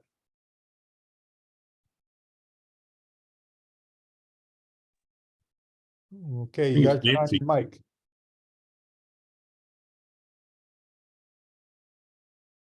Okay, so valued customer is still looking for a mic. Ella, go ahead. I'm sorry. Oh, there we go. Okay, I just wanted to say that when. What's your name first? It's Nancy. I don't know why it does that. I still haven't been able to fix that. Anyway, I've missed some of this because I've had to sit in there with Cindy. She's being stubborn today. So anyway, what I wanted to say is that with the Book of Ruth, as something that when my granddaughter passed away, I had so many brothers and sisters tell me to read the Book of Ruth. And if it weren't for the Book of Ruth, I had never would have understood the strong arm of Abba. And now I can say, after she passed away in May of 2017, how often I can see that strong arm in families. And some people think that's really harsh, but it's unnatural to lose a grandchild. It is unnatural to lose a child. And when we recognize that, we realize, Ruth, the whole Book of Ruth, it's not Ruth, but it's the mother-in-law. She entirely knows that it was decisions and the choices that caused the losses in her life. And I looked back at my granddaughter's situation and I looked at what she was surrounded with. And I realized not her dad, nor her mom, nor me, or my ex-husband. None of us have been keeping Torah, but we have been doing much worse than that. And now, because of that book, I'm able to look back and I'm able to speak with others at the importance of keeping the Sabbath and keeping the law. And I explain too that when we're pruned, what are our things? If we're fathers are roots and we're the tree, what are our branches? Our branches are our children. The leaves are our grandchildren, and so on. And when you look at that pruning, it can be scary and some people might not accept it, but it makes such a whole sense to me, because I can tell you I've witnessed it, and I've witnessed it among many, many families. I've witnessed it among people I'll never meet and I never met, but I can see the importance from a different way and understand it. And that probably frightens me and trembles me, being the fear of the Father, more than anything of all. And also not to love our families more than we love him. There's so much to learn from the book of Job and the book of Ruth there in both those aspects, because Yahusha said, I came to divide. So much lessons there. So I just wanted to say that before I forgot about it. Okay, thank you. Ella. Just going along a little bit with what I think it was Paul was saying, this was the end of the barley season. And as you see, there's at least 2, maybe 3 days that they're talking about here that she had gleaned. And then he gives her permission to continue to the end of the barley harvest and through the wheat harvest. So it's connecting the two to show too, it's not too far off. And the fact that you begin the harvest and it takes a while to end it. So you don't do it all at once. I think you were trying to allude to that too. Yeah. So One harvest of the entire state of Israel. It's kind of like a continuous from barley to wheat. You go from one to the other, and we're seeing, in Israel right now that the wheat is ready. The wheat's ready now, and it's mixed in with some barley's just coming to fruition. Right. In different places. Beginning to the total end. It's all connected. Okay, so Eric, I was going to start another question Yeah, here. just one quick point. I think you'll notice that they voluntarily went outside of the land, and they went to another nation looking for food. So it's interesting that they're outside of the land when this happens. And yet I think also the sons marrying a Moabite outside of Israel, isn't that also against the Torah? Isn't that something that they shouldn't have done? Them marrying a Moabitist? The law, okay, Randy's gonna have to pull out another Deuteronomy. I know in Nehemiah, and Ezra, they were telling them not to marry outside of Israel. Right. And Judah married outside of Israel too, and we never even know her name. Judah's tribe starts with Tamara, does it not? Well, Tamara was something unique, because Tamara, when they went to burn her, if she was a harlot, that means that she was somehow the daughter of a priest of Israel. So the way that he was gonna basically kill her was to burn her. And the only way they could do that is if she was a daughter of the priest of Israel. So Tamar may be one of those hidden little gems in there that, unless you know what the Torah says, but I think I've got this right. One, they left the land, so they're outside the land, which is Israel was outside the land. Every time God judged them, they were outside the land, trying to get them eventually to come back. And he's kicked them out every time. And then they married non-Israelite women, the way I understand. You got it there in Deuteronomy 7 verses 3 and 4 about going outside of Israel. Right. So we've got a few things going on here that this may, and I'm not saying this is the judgment of Yahovah. I'm not saying that at all. It's just interesting, through the death of these 3 husbands, that it causes the woman who was married to this husband She's lost her husband and now she's coming back to the land of the house of bread. There's just, I mean, this points to Yeshua in so many different ways and so many different levels. So. Okay, let's move on to verse 10. That's the one I got mixed up before. And there's a really important thing here. So she fell on her face and bowed down to the ground and said to him, "Why have I found favor in your eye, that you should take notice of me, since I am a foreigner?" What is Boaz doing? And we've read this command today. What's he doing? Anyone got any idea what I'm talking about? When Israel crossed the Red Sea, they were told, Eric? Yeah, you're about ready to say it. Basically, treat foreigners the way that I treated you, because in the land, you want to make sure that you don't treat them the way the Egyptians did. So the way I've treated I've treated you, I want you to treat foreigners. I want you to be kind to them. Remember the Exodus. Remember the 6 remembrances. Remember the Exodus. What are we to remember? We were strangers in the land. Pardon me? We were strangers in Egypt. Yeah, and how were you treated? Yes, harshly. Very harshly. And how are we to treat strangers amongst us? With compassion. As yourself. Compassion, empathy, understanding that they're in a foreign land. They don't know what's going on. They're separated from their families. And, these other people got the majority vote on just about everything. So, yeah, this is a significant thing. What Boaz just did, he was remembering that he was a foreigner in Egypt. And he was having compassion upon this woman who was married into his clan, but was now widowed. Sombra. So last night in my teaching, we were talking about the priestly garments and how it correlates with putting the armor of the Lord. We're also talking about the Good Samaritan. You said, how are we to treat the foreigner? We're to treat the foreigner as if we are the priests. We're supposed to be wearing those priestly garments, that armor of God, and we are supposed to behave as our high priest behaves, as our great high priest behaves. And when you see the story of the Good Samaritan, the Levite passed the injured guy on the road, the priest passed the injured guy on the road. They're dressed the part, but they're not acting the part.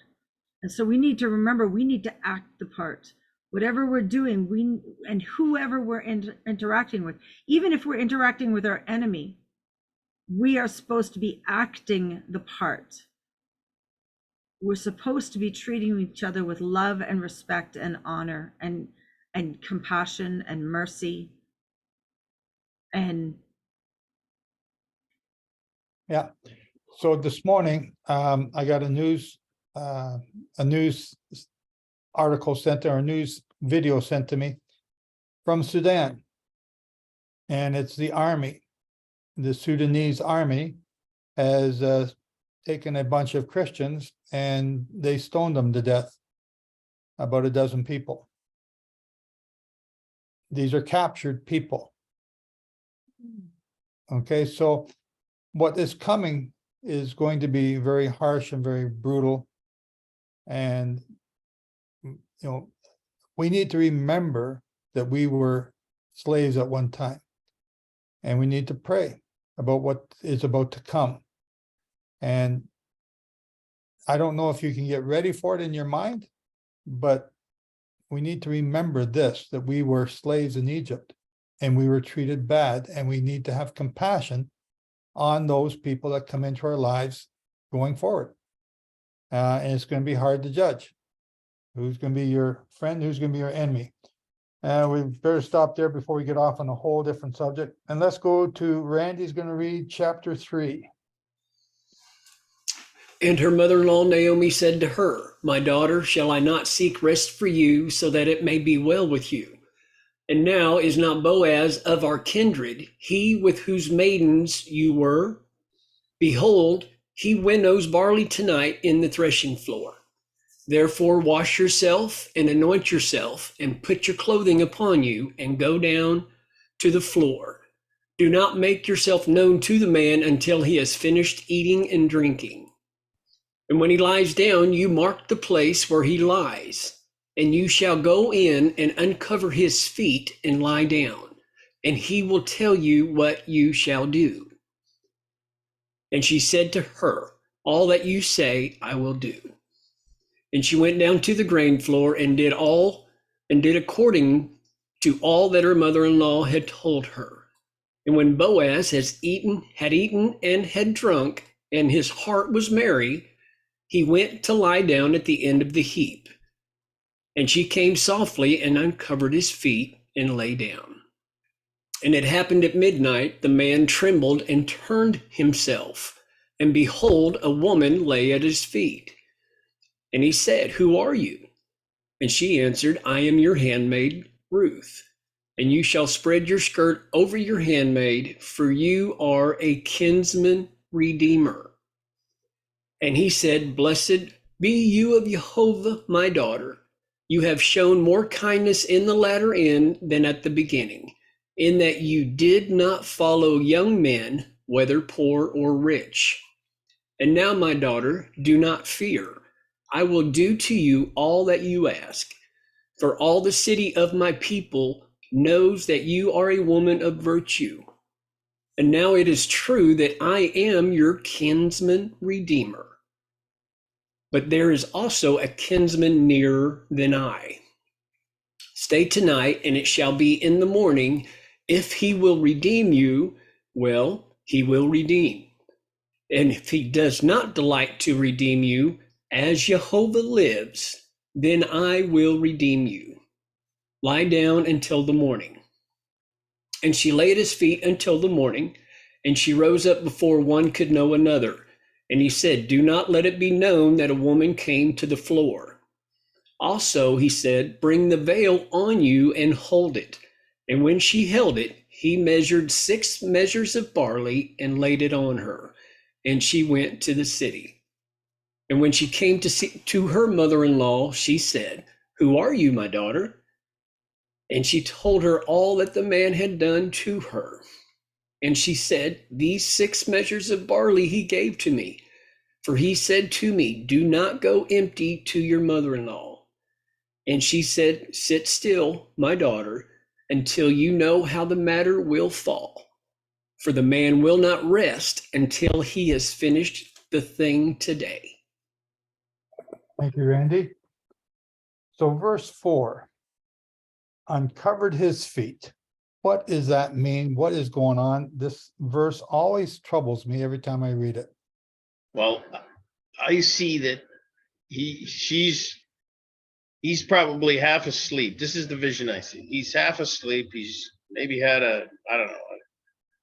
wine or whatever. He's happy, he's comfortable, he's going to sleep.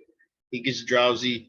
She takes off whatever he put on his feet so that in the middle of the night he can be cold, just like it shows. And she is there to cover him. And it just goes from there. Okay, so Glenn, I don't think too many women have slept at your feet. No, but I don't think he realized that. In fact, apparently no woman should have been in the gleaning floor or the winnowing floor. That's right. So, okay, so what's going on? It's dark too. It's not like city lights, it's dark. Yeah. Paul. I was looking at something a bit further on. Carry on. Okay. Come back to me. Eric. I think it's the same picture that you see when that woman is washing Yeshua's feet with her tears and drying it off with her hair. She's submitting herself to become his wife. And I think that's one of the ways that they would do it. It's something that they did insofar as there's nothing that is going on sexually. It's just the woman saying, I'm submitting myself to you as a bondservant unto you is what I'm. So she's taken a position of humility to the man, and it's almost like she's saying, would you be willing to both marry me and be a kinsman redeemer at the same time? In other words, she's submitting herself as her head to him. And it's just like the woman, to me, it's a picture of the woman washing the feet of Yeshua, where she's doing something that no one else could understand. Well, she knew that he was dying. I think you're mixing two things there. She knew that he was dying. She was anointing him. Right. This other one though is where did you get this? Is this the Erictology? Not Erictology. Sorry, I shouldn't say that. Is this Eric? Okay, I said it. Well, later on, you're going to see something in the scriptures that Yochanan the Baptist says that is part of what's going on here, and you'll see later on why John says what he says. What does John say? Later on, it says he is someone who's worthy. I'm not even worthy to loosen the strap of his sandal, and that's associated with this. Okay, but so where is this a tradition that this is the way I understand it. This is the way that the women in those days would submit themselves to a possible husband, and it's almost like there's nothing going on that is in the sensual way. It is her submitting herself and making her intentions know that she wants a covering. She wants him as her covering, and it's his choice to make whether or not he'll accept her or not. Okay, Sombra, you got something to add to that? Well, we're supposed to put our burdens at Yeshua's feet. And so here she is. First of all, she's coming at night because she doesn't want to publicize her issues. She's coming at night in the cover of darkness. She comes to him knows her private. issues. Everyone, this is Bethlehem. They got 5 houses. Everybody knows her issues. She's already, everything's known. You're right. Everybody knows that she's a Moabitess, and you know, she had a husband and all those men died. So clearly there was some evil going on over there. Yep. And here comes Naomi, and she's like, call me Mara. I'm just bitter. Yep. So along comes Ruth, and she's come in the cover of night because this isn't to be a public event, right? But she's basically coming begging. She's placing her burdens at his feet. I am a destitute woman. I'm a destitute woman in a foreign land. I've come with my mother-in-law, who is also a destitute woman. I have burdens. And she's placing her burdens at his feet and begging for mercy, asking for him to take care of her. And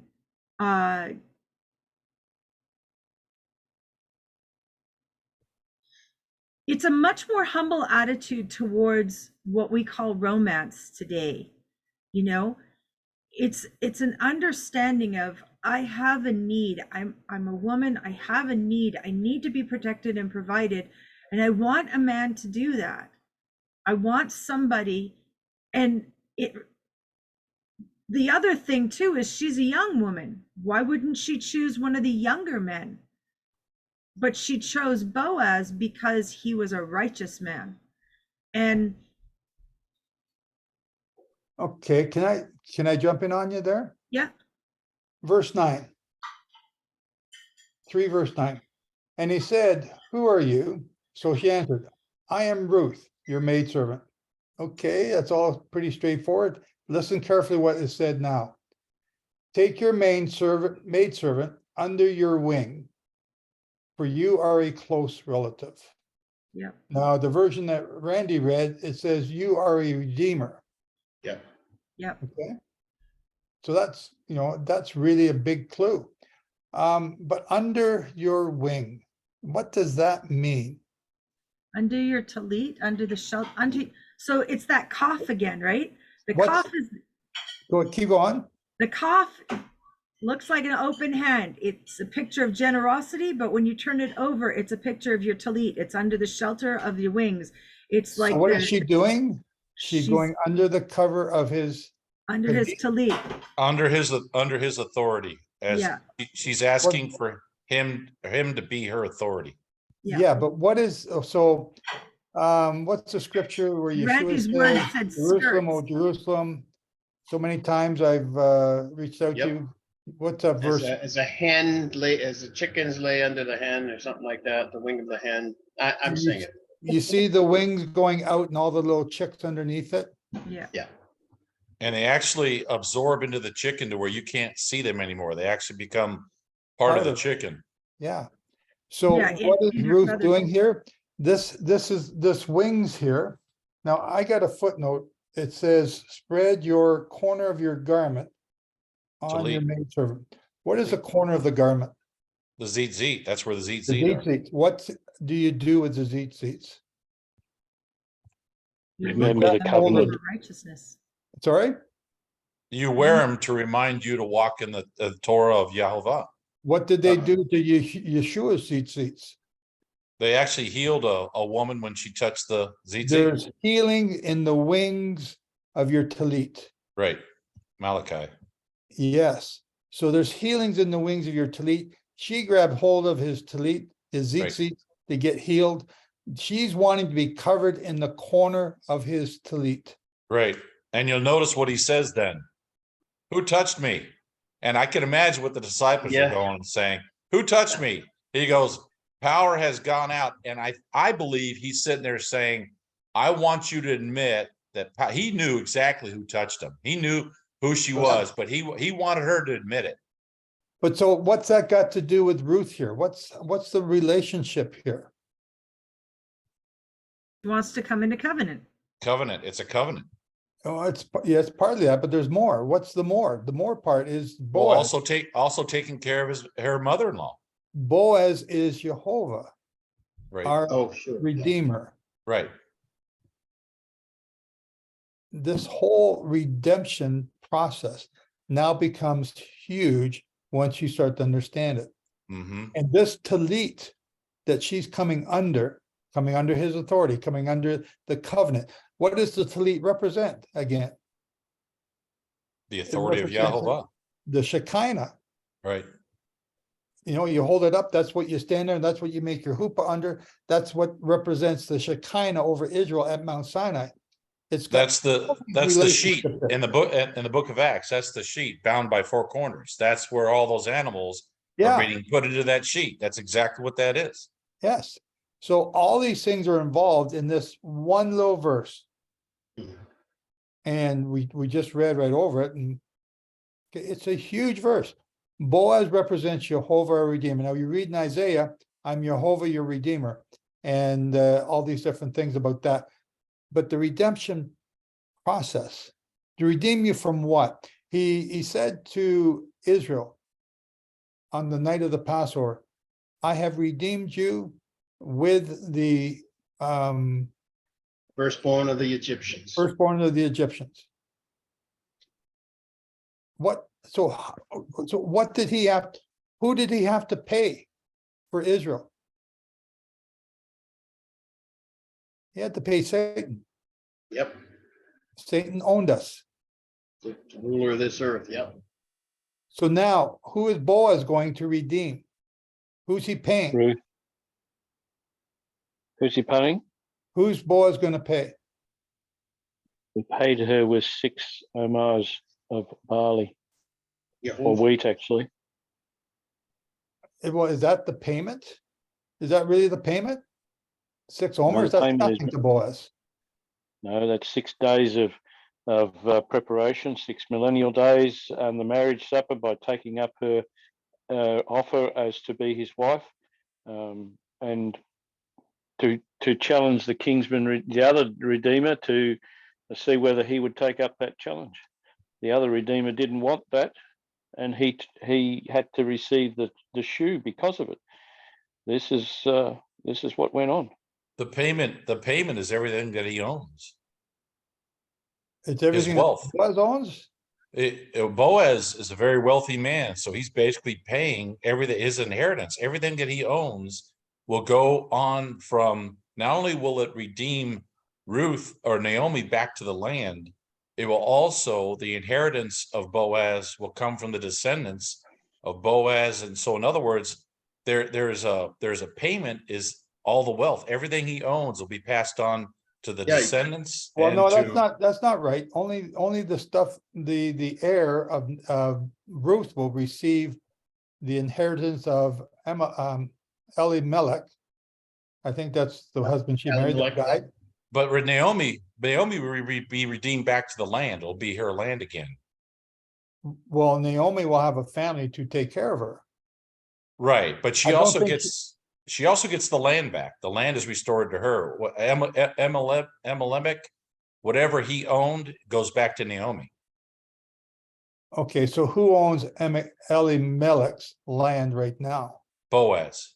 Is it Boaz or is it the closer redeemer? Yeah, well, I guess technically, well, it's going to be both, because initially you'll find later on that he refuses to do it because it will dilute or dilute his inheritance. Yes. Yeah. So what you're saying is Elimelech dies in Moab, but his estate isn't settled. Right. Now the two women have come back, and now we have to settle the estate. Well, the estate remains in their Family. clan, in their family, yeah. Right. But right. what I mean is, it was kind of in limbo between when Elimelech died, because they had to leave the land, right? They left the land of Bethlehem and they went to Moab. When he left, he still owns the land, but it basically lay fallow because there was a famine in the land anyhow. Well, He this leaves. this has to do with this Jubilee thing I was asking, because eventually she gets the land back in the Jubilee. But in the meantime, a redeemer can pay it off and she can get it back, or wait till the Jubilee. That's Now the he point. could have sold the land before he left too. He had that option. Yes. Yeah. Yep. And he probably had to because of debt or whatever the problem was. That's Right. why he had to get rid of the land. And he would have to wait until the Jubilee to get it back. Exactly. And you'll notice that 6 bags of barley, Naomi realizes what that means. And she actually says the key to that is he will not rest. So he's given them 6 bags of barley to indicate I can work for 6 days. I will not give you 7. I will not enter into the rest until this work is done, until I do the work that Yahovah is telling me to do here. So that's the reason why it's 6 days of work. Okay, interesting. I'm, you haven't convinced me yet, but I'm gonna think about it. The other thing, Hey, Joe, there we go. there is Now we're back to the way we used to be. That's good. I like that. Okay, Kate, get in the other here. thing, Joe. Oh, go ahead, Paul. The other thing, Joe, is how long were they out of the land for? Pardon me? 10 years. How long were they out of the land for? 10 years. How long have we got? 10 years.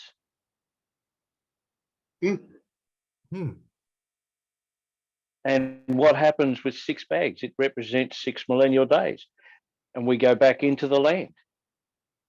Okay, you're reading a lot in there, Paul, and it's I interesting. realize that, but it's just the numbers. It's just little dots we're connecting at the moment. It somewhere along the line it will come into a point of understanding. So you're saying It's that studying those it 6 to days say of barley we represent 6 millennium, and that they were out of the land for 10 years, representing the 10 days of awe. something like that. But that's just what I see is playing out with us right now. Okay. It's Jehovah's not going to rest until he gets everybody back where he wants them, the ones that choose him. He's chosen Ruth, he's chosen Naomi. Well, Ruth also made a choice. Yes, she So did. are we. Okay, interesting. Okay. Kay. Oh my goodness, this is so fun. I can't think of, you couldn't give me $1 million for all that has been said. I'm so on fire and so excited. Please excuse me. I'm just applauding everything everybody said. But now, from just a dumb old lady, I want to show you something that God just showed me. And that is, I'm going to build back up to 3, but in 2, chapter 2, verse 5, Boaz asked the foreman of his harvesters, "Whose young woman is this?" Mm-hmm. So he's already hot after Got her. eyes. And they said she's a Moabite woman who came back from blah, blah, blah. And she asked me to glean. Okay, then in 8, he says, listen to me, my daughter. Do not go to glean in another field, but stay close to, he's protecting her. And when you're thirsty, go to the jars and drink. And then in verse 10, she goes, why have I found favor in your eyes that you have noticed me, even though I'm a foreigner? Okay, so she's getting off to his attention. And then in 13, she says, may I continue to find favor in your eyes, my Lord, for you have comforted me and spoken kindly to your maidservant, even though I'm not one of your maidservants. Anyway, I just see this going on. It's almost like she a ever question. lies down next to him. He's wooing her as our Yep. Father woos us. And there's a verse in John 6:44, no one can come to me unless the Father who sent me draws him. And I just love this love story that we're all here today because the God who created the universe and everything inside it, that is sovereign and control of everything, he called us. Mhm. Is that why we're so weird? Yes. Is that why everybody doesn't like us or understand us? Is that why studying his word is alive and it makes me quiver inside? I mean, praise the Father. Thinks you want more. Hey, you're just weird. That's all. You're just weird. Thank you, Kay. That was awesome. Eric, go ahead. And Yeah, then we're gonna start into chapter 4 after Eric. You notice too, it's like what Kay was touching on was, here's this Moabite woman who knows nothing about the Torah or the ways of the Hebrew people. And Naomi, even though she is her mother-in-law, it's interesting that you use that term mother-in-law.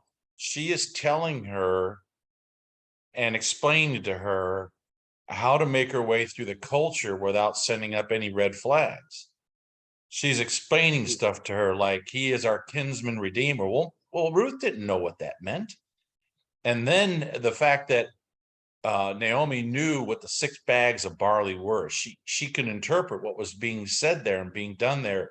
So it's interesting that, and then Boaz basically says, reap after and go with the women, because initially I think she wanted to go with the men. He goes, no, stay with the women. And so she's obeying everything with the faith of a child. She's obeying what these people that are in this culture, that are Hebrews, that understand how to walk in the proper way. And because she's being so obedient to it, he takes notice. He takes notice that she is taking care and respecting her mother-in-law.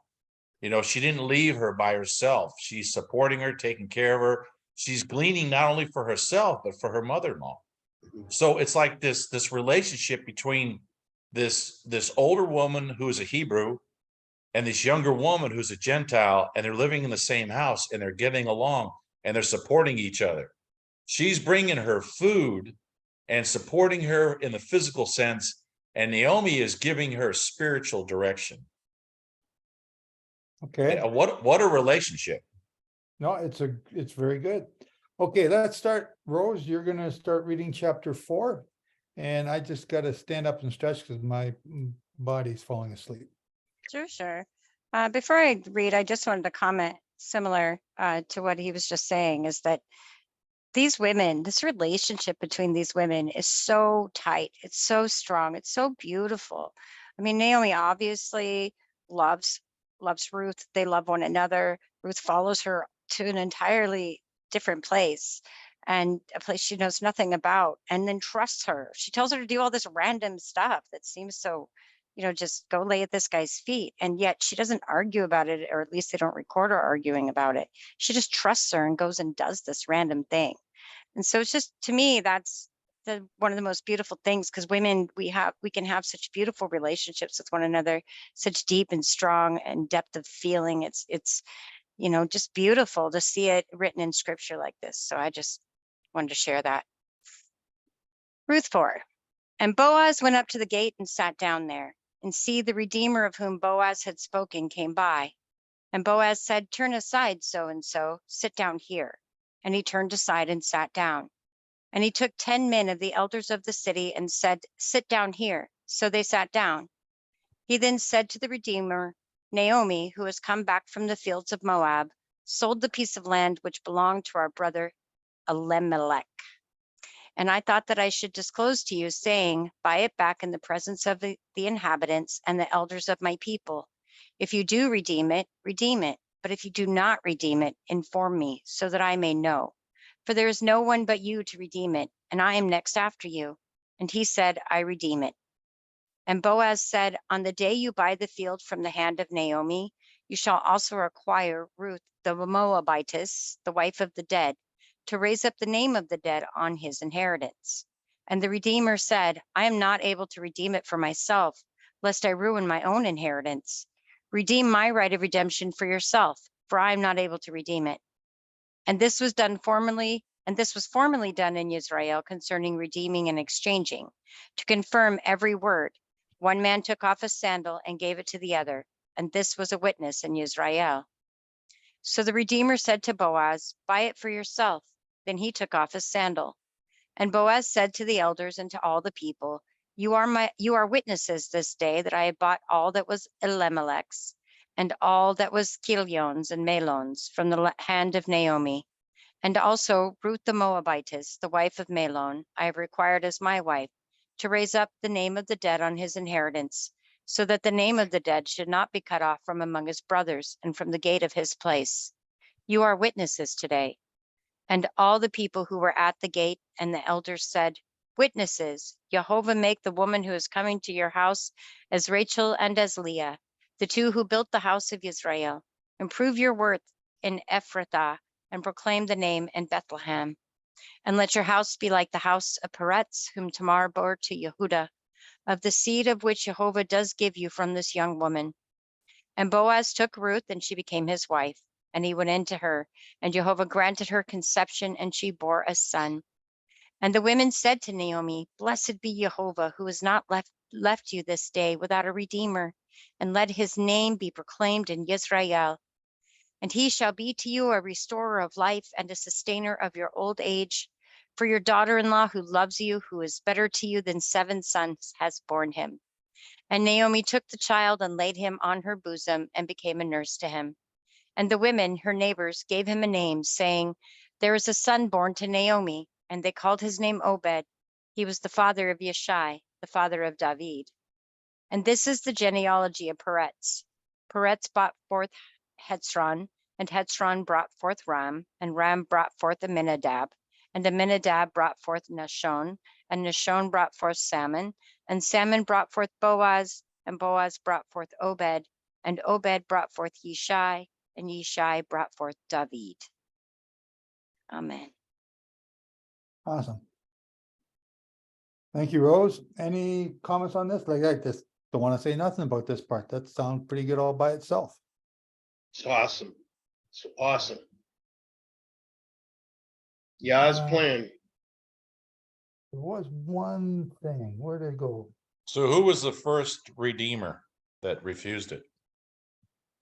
So-and-so. So His name is so-and-so, yeah. Would you, It doesn't do you, say. do you think that might have been Adam? no, it was so-and-so.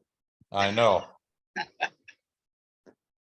See, now you're trying to bait me into something. I can see that.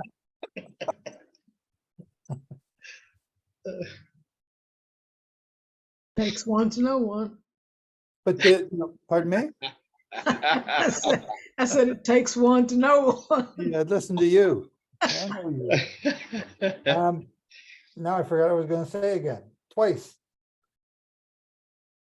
Okay, well. Anyone else got any comments on Ruth before we move on? You know, a lot of times the firstborn male son is not only the redeemer, which I believe Yeshua was the first time he came, but it's also the same person that's the avenger of blood. It usually falls on the same person. So it's like he came the first time as our redeemer, And then the second time, he's not coming back necessarily with that role in mind, even though he'll still be able to do it. But it's like, vengeance is mine, saith the Lord. So this time, when he comes back, he'll be the avenger of blood. So it's kind of interesting that you have the firstborn male son that can do both of these. They can do both of these jobs. It can either be your redeemer, but if you choose not to allow him to be your redeemer, he'll be the avenger of blood. So you have a choice in what kind of relationship you're going to have with Yahovah. Interesting. Okay. Okay, let's jump over to Romans, and we have Somber going to read Romans 16. Okay. I commend to you our sister Phoebe, a servant of the church at Centria, that you may welcome her in the Lord in a way worthy of the saints, and help her in whatever she may need from you, for she has been a patron of many and of myself as well. Greet Prisca and Aquila, my fellow workers in Christ Jesus, who risked their necks for my life, to whom not only I give thanks, but all the churches of the Gentiles give thanks as well. Greet also the church in their house. Greet my beloved Epanetus, who was the first convert to Christ in Asia. Greet Mary, who has worked hard for you. Greet Andronicus and Unia, my kinsmen and my fellow prisoners. They are well known to the apostles, and they were in Christ before me. Greet Ampliatus, my beloved in the Lord.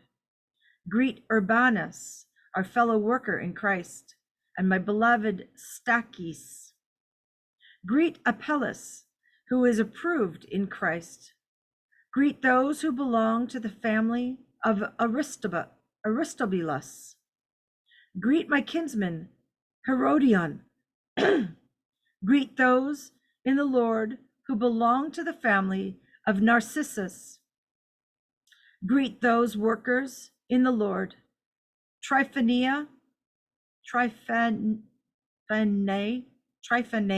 and Tryphosa. Greet the beloved Persis, who has worked hard in the Lord.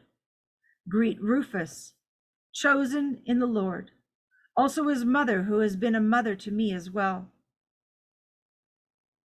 Greet Syncretus, Phlegon, Hermes, Patrobus, Hermas, and the brothers who are with them. Greet Philologus, Julia or Julia, Nereus and his sister, and Olympus, and all the saints who are with them. Greet one another with a holy kiss. All the churches of Christ greet you. I appeal to you, brothers, to watch out for those who cause divisions and great obstacles contrary to the doctrines that you have been taught. Avoid them. For such persons do not serve our Lord Christ, but their own appetites. And by smooth talk and flattery, they deceive the hearts of the naive. For your obedience is known to all, so that I rejoice over you. But I want you to be wise as to what is good and innocent as to what is evil. The God of peace will soon crush Satan under your feet. The grace of our Lord Jesus Christ will be with you.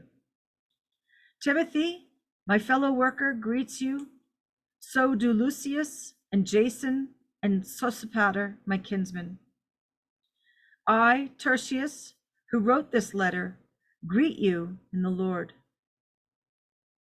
Gaius, who is host to me and to the whole church, greets you. Erastus, the city treasurer, and our brother Quartus greet you. Now to him who is able to strengthen you according to my gospel and the preaching of Jesus Christ, according to the revelation of the mystery that was kept secret for long ages, but has now been disclosed, and through the prophetic writings has been made known to all nations, according to the command of the eternal God, to bring about the obedience of faith. To the only wise God be glory forevermore through Jesus Christ. Amen. Amen. So you would think that if you read this chapter, there's not much in it. Oh my goodness, I see so much. Oh, yeah. So, Sombra, I'm writing this letter. Can you greet Rose and Glenn and Eric? And don't be nice to Eric because he's becoming too nice. Be mean to him, get him riled up again. And then greet Ella and Jenny, and greet Eugene up in Canada. And can you greet all these different people and do that for me? And don't forget Frank and his family over in Ireland. Would you greet these people for me and give them my love? That's what's going on here. When you read who these people are,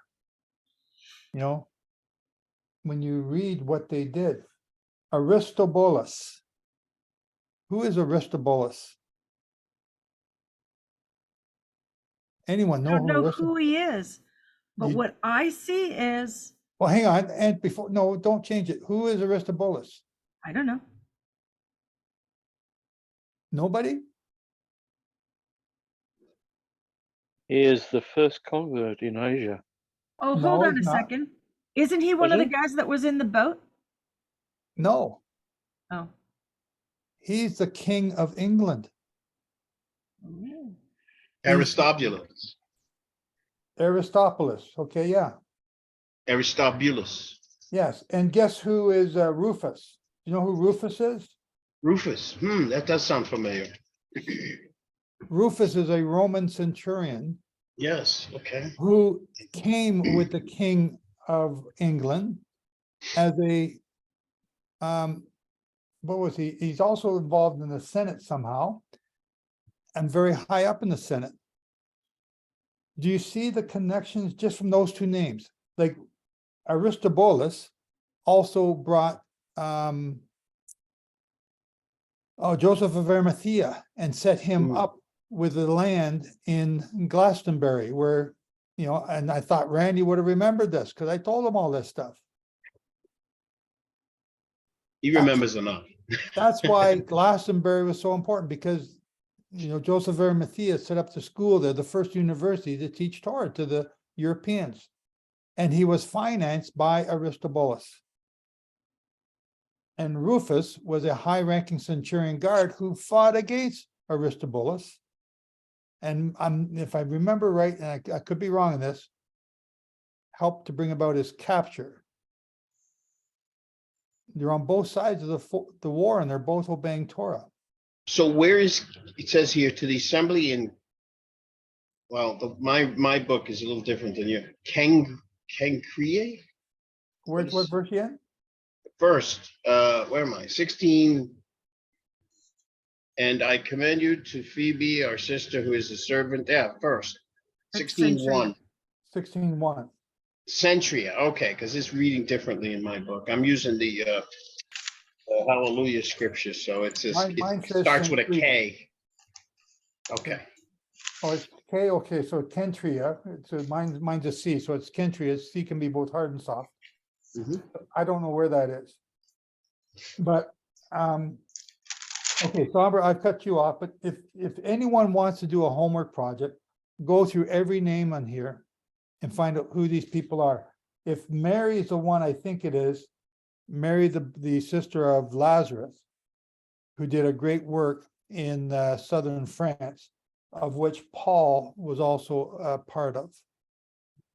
And Paul also went back and forth to Glastonbury in England and talked to Joseph of Arimathea and knew King Aristobulus.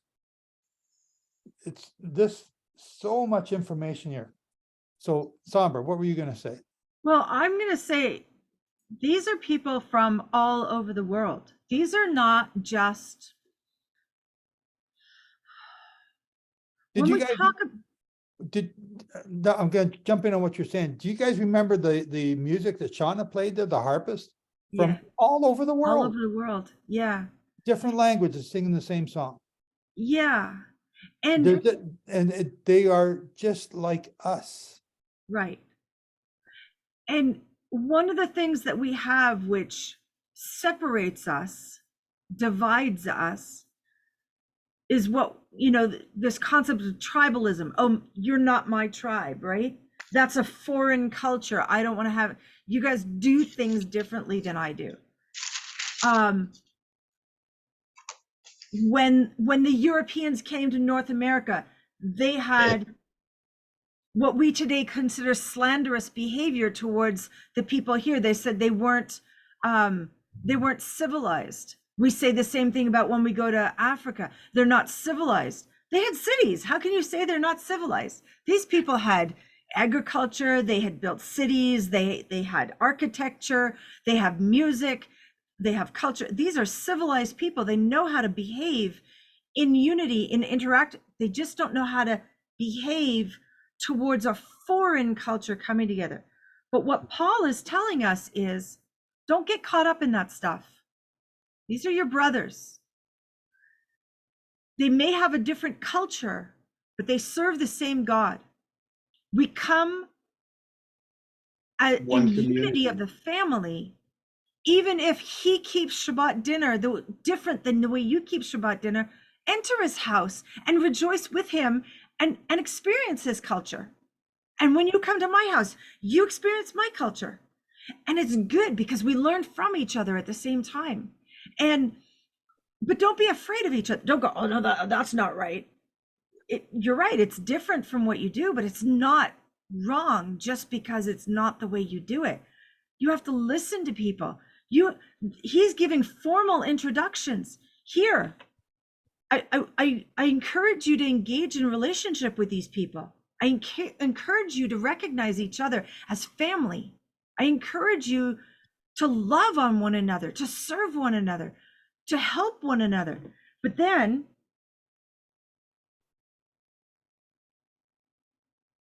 I appeal to you, brothers, to watch out for those who cause divisions and create obstacles. Remember what Peter did? Peter wouldn't eat with the Gentiles. Peter caused division. Peter didn't want to go to the centurion's house. And God had to bring down that sheet with all the animals to say, not about the animals. We're allowed to eat octopus. Yeah, not what it was about. It was, don't say that the centurion is unclean when I have said he's clean.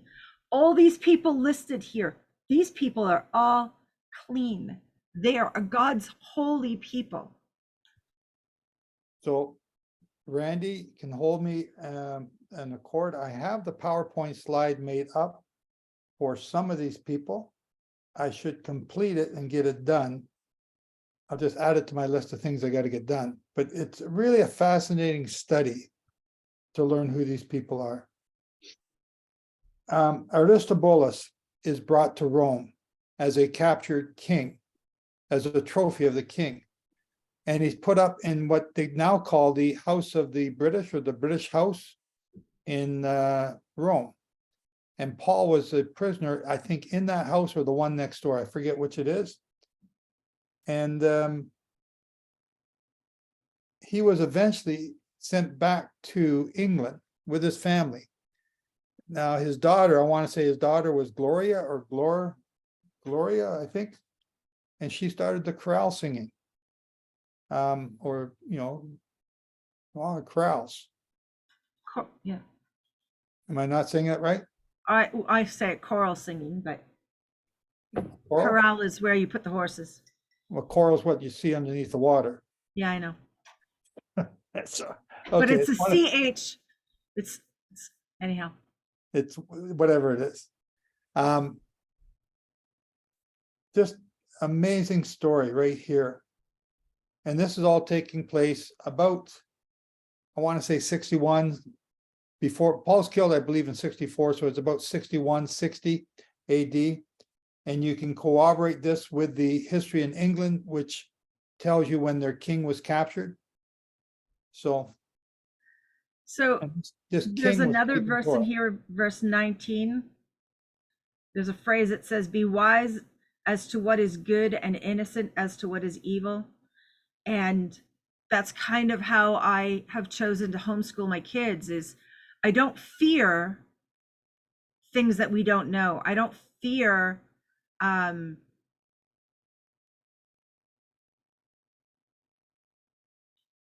you know, I do expose my kids to things that are not, you know, pure and pretty and lovely, but there's always something to be learned through a situation. You've got to be wise as a serpent. How can you be a wise serpent if you've never been exposed to anything? If you've always been hidden away and you know, you only keep your blinders on of what is pure and what is lovely and what is good. No, you have to actually go out there and see the evils of the world to be able to test and see, not partake of the evils of the world, but to be able to walk through it and to be able to see, okay, that thing that person is doing is evil, but that person themselves is created in the image of Jehovah. They are good. They are designed. They deserve love and honor. And you can't do that if you hide away from all the people if you hide away from all the sinners, you know.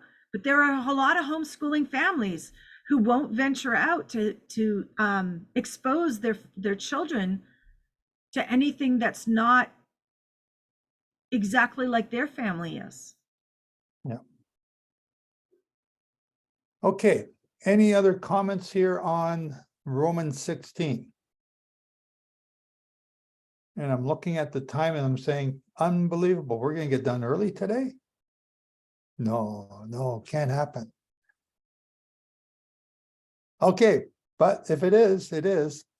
Samar, do you have a closing prayer on that? On the readers or no? Well, I do. Yes. Yeah, you do. Well, because last week you asked me to have a closing prayer on the readers, and it's not really specifically on the readers, it's the closing of the Torah. Okay. Okay. Let me go find it so we can read along with me.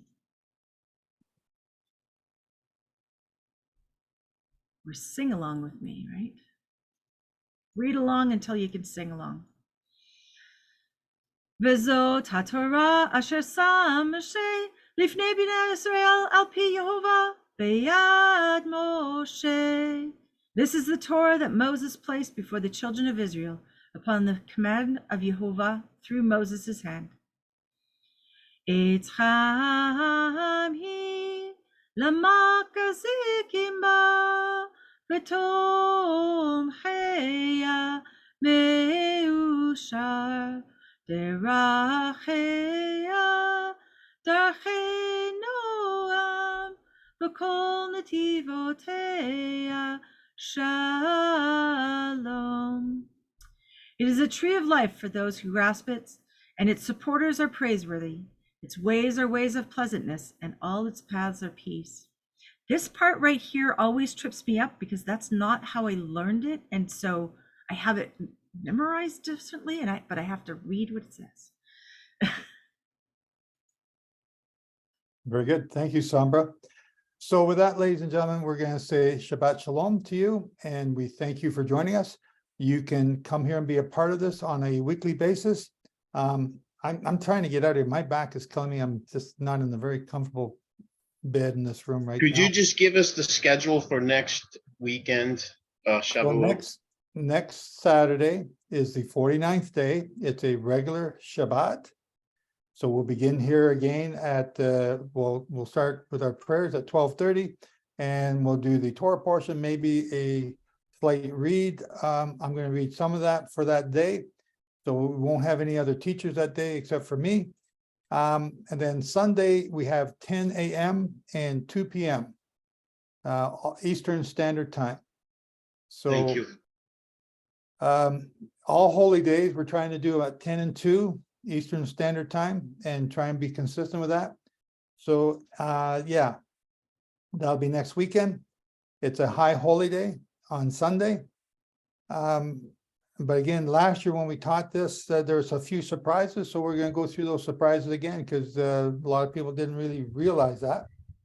So we're going to explain that again.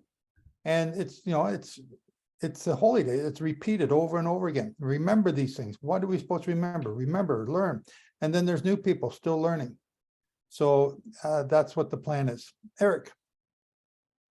Yeah, I just wanted to bring up one point, probably maybe some kind of a frag grenade here, but I wanted to point out, someone had mentioned before, 1 Corinthians 14:34, when Paul's talking about let in your churches, the women keep silent. And if you read that and look at the Greek, Paul is actually saying, he says, let the women in your church keep silent not, but for some reason in the translation, that not was not put in there.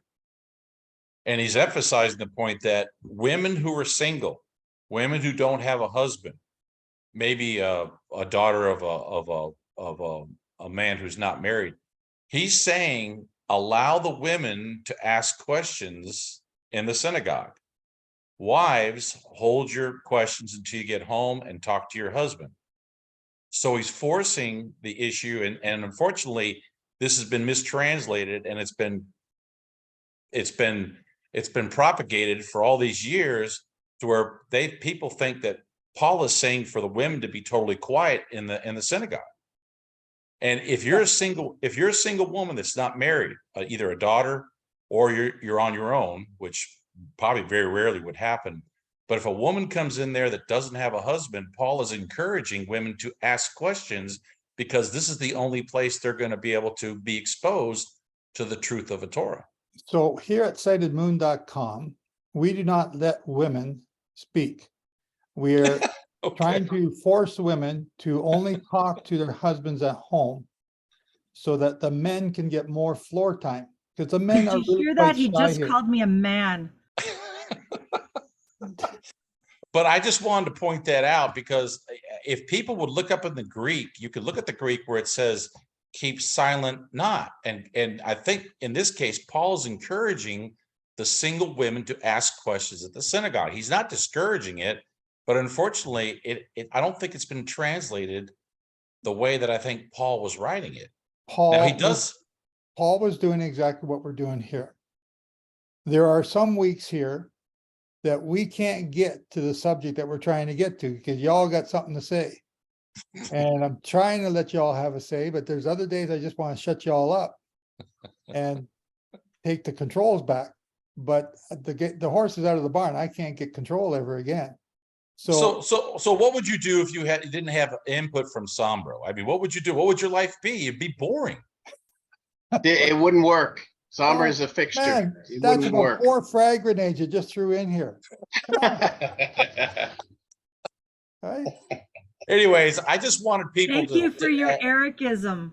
I basically don't believe me, but go in there and look at the Greek, how it says, it actually says, keep silent not. So he's basically encouraging the women to ask questions in the synagogue because that's the only place they're going to get the truth is from the rabbi. These are only women that don't have husbands. Now, it later on says, wives remain quiet. If you have a question, ask about the Torah to your husbands because God is forcing the husbands to know the Torah.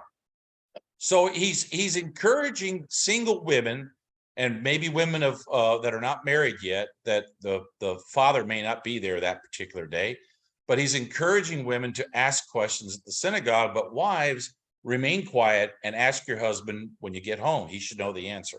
I just want to point that out. Eric, let me ask you back. Throw another frag grenade at you. All right. Then, now I forgot what I was going to say. Did the frag grenade blow up in your hand? Oh, man. Thank you, Eric, for that. I appreciate the explanation. While you're thinking, Joe, remember that you wrote, what is it, last week or the week before, about how we're supposed to be so one-eyed towards Jehovah and how women and men are supposed to be in his face, seeking what he wants to do. It's basically in church is the place for the singleness of people to find that place where they need to churches? be in. Well, some of them not good. In churches, but you don't find nothing in churches. That's right. But he's saying synagogue, but to ask questions. Yeah, gatherings like So- this. You allow this to happen here. This is awesome. The singleness is coming out. We were all introduced to Yeshua through a church. Let's not throw the baby out with the bathwater. Hang on, we were all introduced to Jesus through a church. Yeah. We were not introduced to Yeshua Yeah, until we left the church. right. A stepping stone. All of them are stepping stones. I Yeah. don't regret any Let's of not them. throw the baby out with the bathwater. Okay, Yeah. Samba, We've all been right. introduced to all these different You're right. people. Now let's go back to what Eric said, and women aren't supposed to talk here. Okay. I just want to make the Wait, I heard him say I was right. Oh, I have to say one thing. okay. I don't think there's a single meeting that you haven't allowed everyone to say something. I mean, it'll go to 7 o'clock at night. I love it. Everyone gets their answers. They shouldn't be shy here. They have to speak up if they want their answers, or at least put it in the chat so somebody can bring it up. It's awesome. I love it. Thank you. Even me and Sombra agree on what that donkey was that Balaam was walking on. So we believe that that's probably the nation of Israel here. So we're in agreement there. So that's a good thing. Okay, so Yeah, do you realize what the donkey I was can't get actually a word in walking on? edgewise here. You know why the donkey was walking? He started walking on a road that had a paddock either side. Then the fence was a bit narrower. Then it was very narrow that he couldn't go to the left or to the right. It's the road that Yeshua wants us to walk on. Narrow is the road. Narrow path. That's right. So here at sightedmoon.com, we encourage you all to speak, to learn to speak, to learn how to midrash, to learn how to disagree. As long as you all realize I'm always right, that's rule number 1. And rule number 2 is if I think I'm wrong, go back to rule number 1. But we want you to learn how to talk. We want you to learn how to debate and to argue the scriptures in love. And that's why we've encouraged other people to come on here and teach Torah. And that's why, I've asked Shane to help manage that part. And he's done a great job. We get people coming on here almost every week. He's almost done it too good. I can hardly get time to talk anymore. So it's good. What Paul's saying about women, there was a problem at the time and they couldn't get anything done because everybody was trying to talk. So he's trying to reduce the talking time. We haven't got so big here yet that we have that problem. But too many people take what Paul says as the 10 Commandments and they apply it to the churches today. And yet they won't do the 10 Commandments and apply that to the churches today. So again, Paul is an apostle. He's a teacher in the church. He's teacher of a brilliant teacher of Torah, and applying those deep lessons he knows about Torah to Yeshua.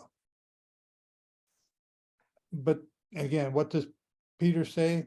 Too many get tripped up because they don't know Torah and they're trying to apply what Paul's saying without the basic understanding.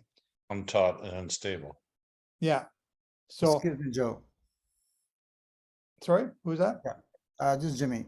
Can you please give me the source of your information about Aristobulus?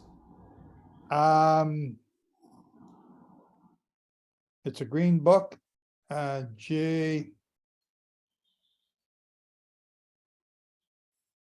can't think of it off the top of my head. Okay. Green. Yeah, I can't remember what it's called. Sorry, Jimmy. I'll think of it. I'll try and think of it and I'll send you an email. Okay. Okay. All right.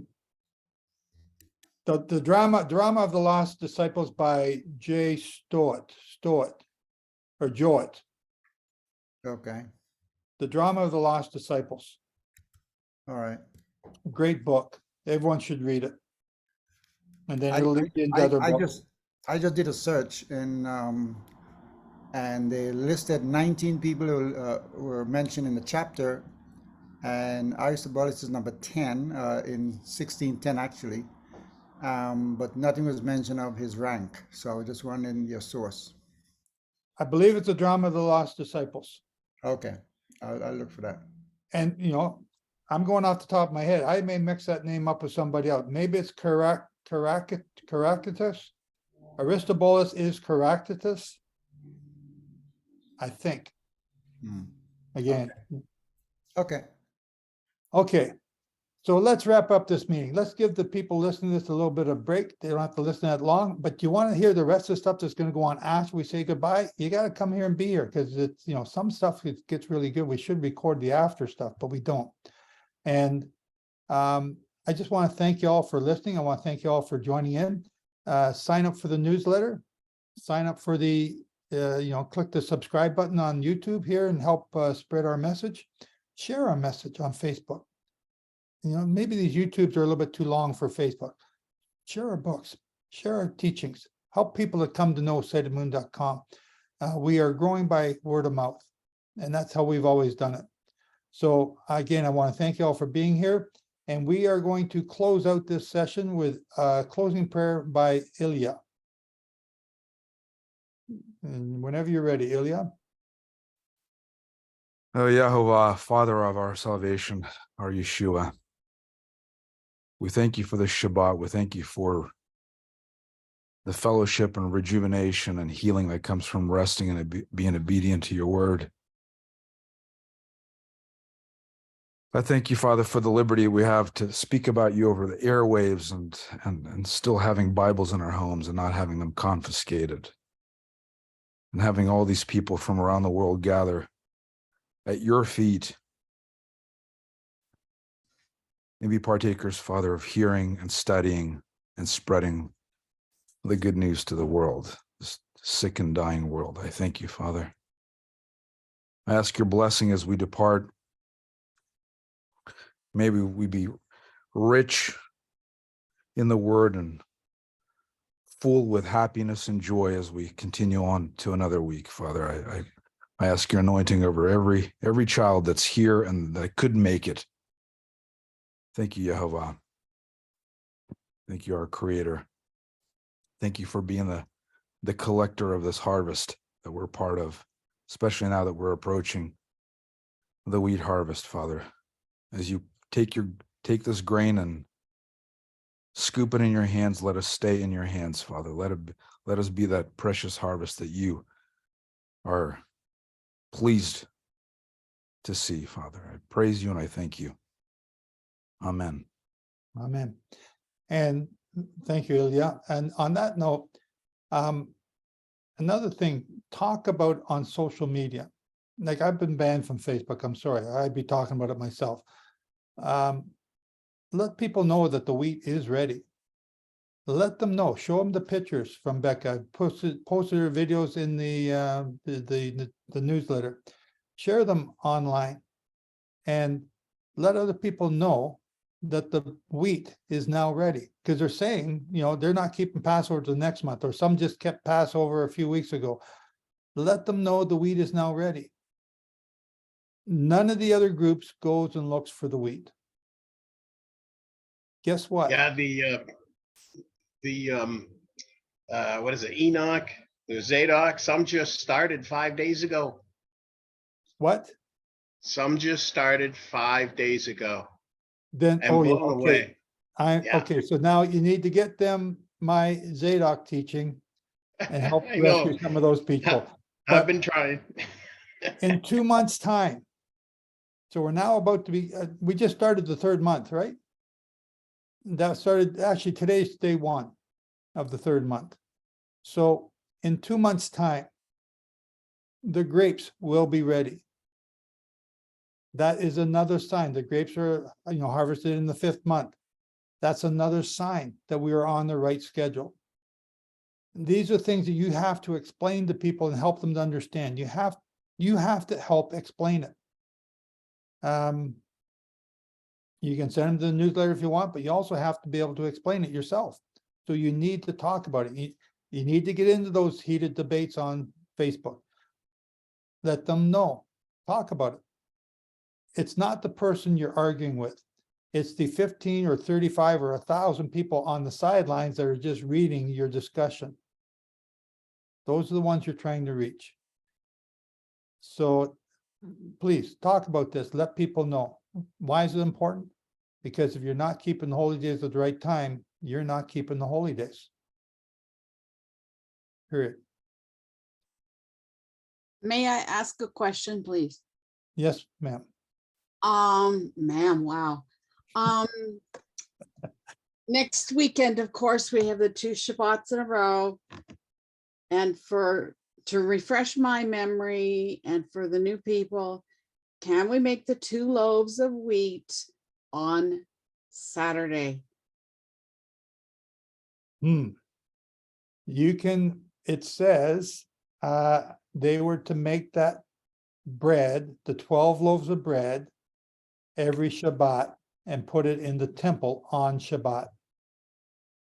Yeah, Am I but she's reading that wrong? referring to the wave sheaf Shavuot of the No, week. I'm not referring to the wave sheaf. I'm referring to the weekly bread. Yes, Right? It was she's made relating it to Shavuot. I'm concerned more about the 2 loaves for the waving. Well, I'm getting to that. That's why I'm saying this. If they could bake the bread on Shabbat for the weekly service, and I'm not sure if I understood that right, but the way I read it, it was baked on the Sabbath. Okay. So there's a lot of things that we are misunderstanding about the things that we can do on Sabbath. Right? So I'm not saying to go out there and start working for a living again. I'm not saying that at all. But if the Levites work, like, Sabbath, I don't get a rest on Sabbath. I'm working my tail off all the time. But the Levites worked on the Sabbath and it wasn't a sin. If they could bake bread on the Sabbath for the 12 loaves representing the 12 tribes of Israel every Sabbath, it wasn't considered a sin. Can you bake your loaf of bread on Sabbath? Yeah, I'm. Are Yes, you but working? What are you doing it for? I assumed we could because it talks about taking your burden on the Sabbath, which is earning money. I don't want to get into things because I know you want to go, but that's the way I see it. And Yeah, but the main question, Shavuot is not a burden. It's to the Lord. It's to the Father. You're allowed to bake and cook on the high holy days. You're not allowed to bake and cook on Shabbat. Again, these are all things. On Shavuot, you have to have it ready for Shavuot. So you have to work out your own salvation with fear and trembling. Study your Torah. Look for the answers. I am not the only authority. I am just a commentator. Doesn't Yeshua address that?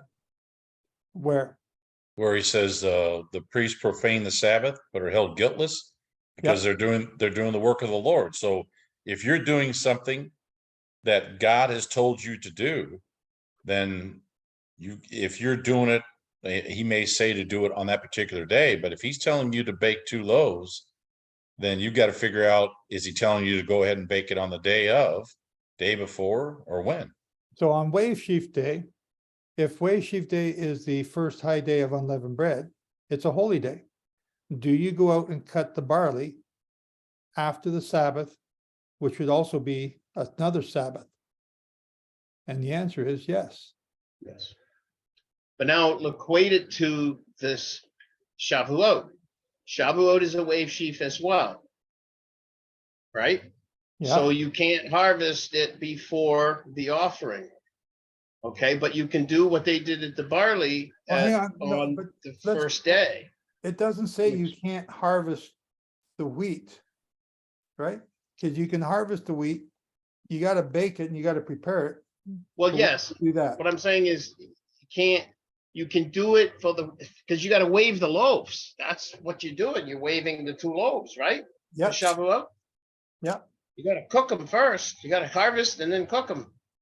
So you have to do it before, but you don't do it on the 7th day. You do it on the first day at evening, the start of the first day. So it'll be evening on Sabbath, meaning the weekly Sabbath.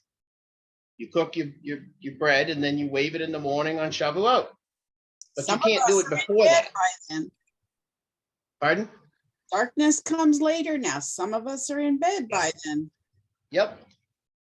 But this is specific to Shavuot. I'm not saying every Sabbath you can't bake bread. I'm saying the wave sheaf offering for the wheat, you can't harvest the wheat before the wave sheaf offering time, and you do need to obviously make the 2 loaves for the offering, but you can't make it,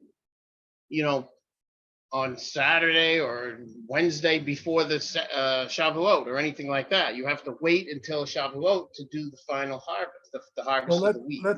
let's go and read it. Leviticus 23, verse 15. And you shall count from yourselves from the day after the Sabbath, from the day that you brought the sheaf of the wave offering, 7 Sabbaths shall be completed. That's the 49th day. Count 50 days to the day after the 7th Sabbath. That's the Sunday. Then you shall offer a new grain offering to the Lord. It doesn't tell you anything about when to cut it.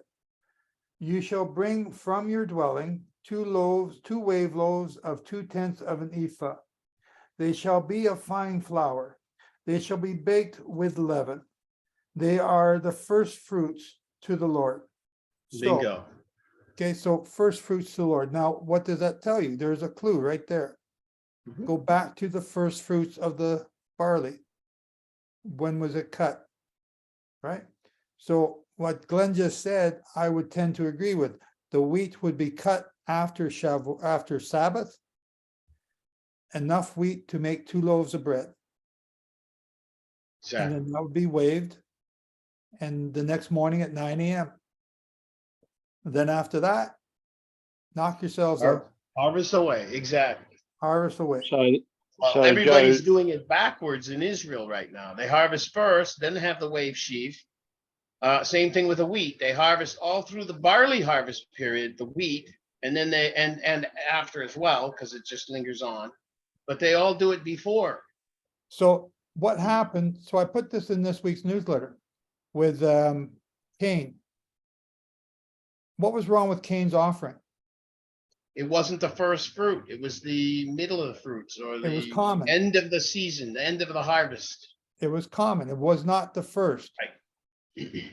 So why was Abel's? Because there's nothing wrong with making a food offering. That's what I used to think. Well, it wasn't an animal. No, it's not. It wasn't the first.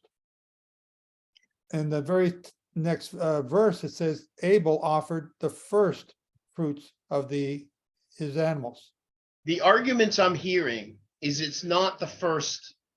It's supposed to be the best of the first fruits, not just the first fruits. And most of the time in agriculture, the first fruits are not necessarily the best. That doesn't mean it's a rule. It's just the way it is. So when we did the grape vineyards over there, the very first fruits to bud out were the ones that were marked off. And they would be marked. So you would also do a tithe of your crop. And your tithe should be your first fruits as well. So out of those first fruits, yeah, you're not going to offer them the rotten stuff. You're going to take that out.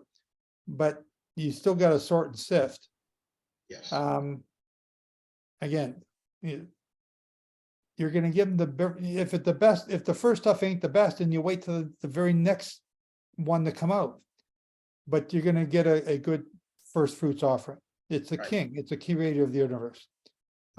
James has got a question here on the side. I'm trying to read it. Are we still recording? Yeah, we are. Yes. Okay. Yes, sir. You see what happens, folks? We get going here. I have a You're question. still about recording, something I Joe. heard. Sorry? You're still recording. Yeah. I have heard a few times on YouTube videos that of these Sabbath meetings, someone named Steve asked about Yeshua giving Jehovah the throne as mentioned in Corinthians last week. And at another time that I know of, I was curious about what exactly did that passage say? Did it say Yeshua, Jesus, or did it say Messiah, Christ? If the former, then I think it's a valid question, whether or not they are one and the same. But if the latter, then isn't it possible that Paul could have been speaking about David in the future? He was, will be our Messiah, anointed one. I'm not certain right now myself. Okay. First of all, do we know the passage? Anyone know what passage that's been spoken of here? So we can go read it.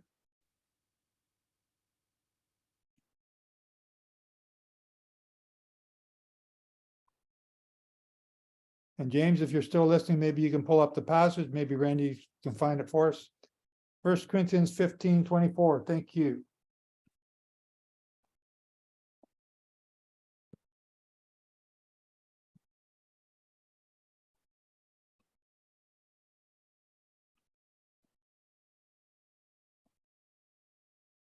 First Corinthians, where'd you go?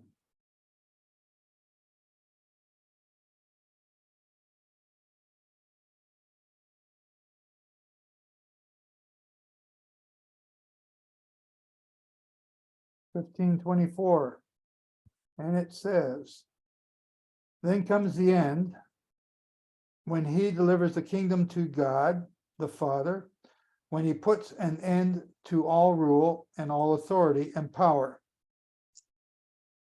So the question is, and you guys are typing away here.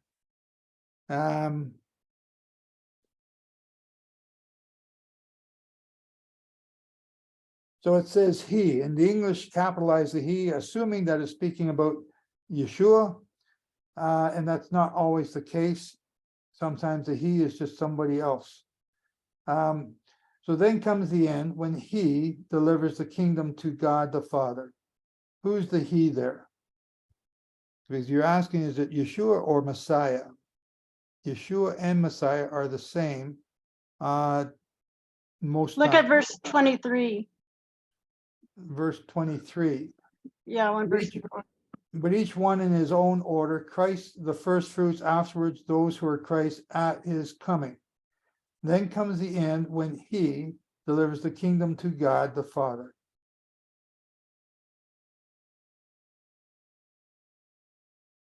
Now remember, Christ means Messiah. Yeah, but it doesn't say Christ here, it just says he. No, but the first two were leading. Oh, who are Messiahs at his Yes. coming. Christ, Messiah, it's the same word Yes. in 23. Is that what you're saying? Okay. Yeah.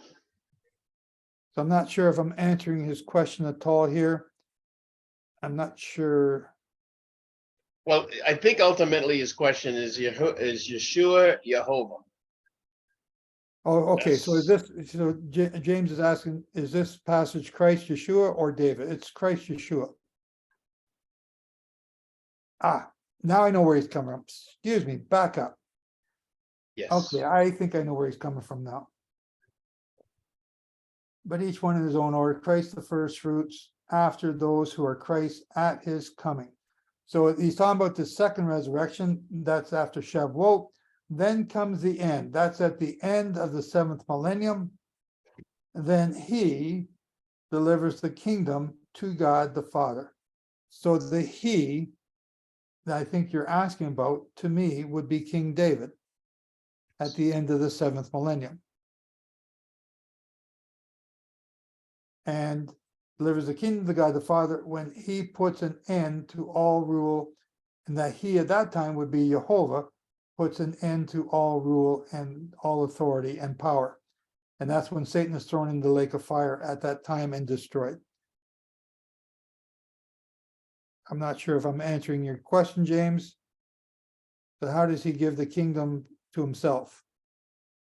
Well, That's where the Messiah part makes confusion. I believe or it's the King he. David. King David's going to rule during the 7th millennium. And it's King David who's going to turn the kingdom over to Jehovah at the end. That Messiah thing really throws a lot of people off because they just equate it directly with Yeshua. Okay, and so he when, is. when There's you're a lot of reading, Messiahs. yeah, when you're reading a lot of this stuff, you know, most of you here have come to the understanding about the Sabbath and Jubilee cycles.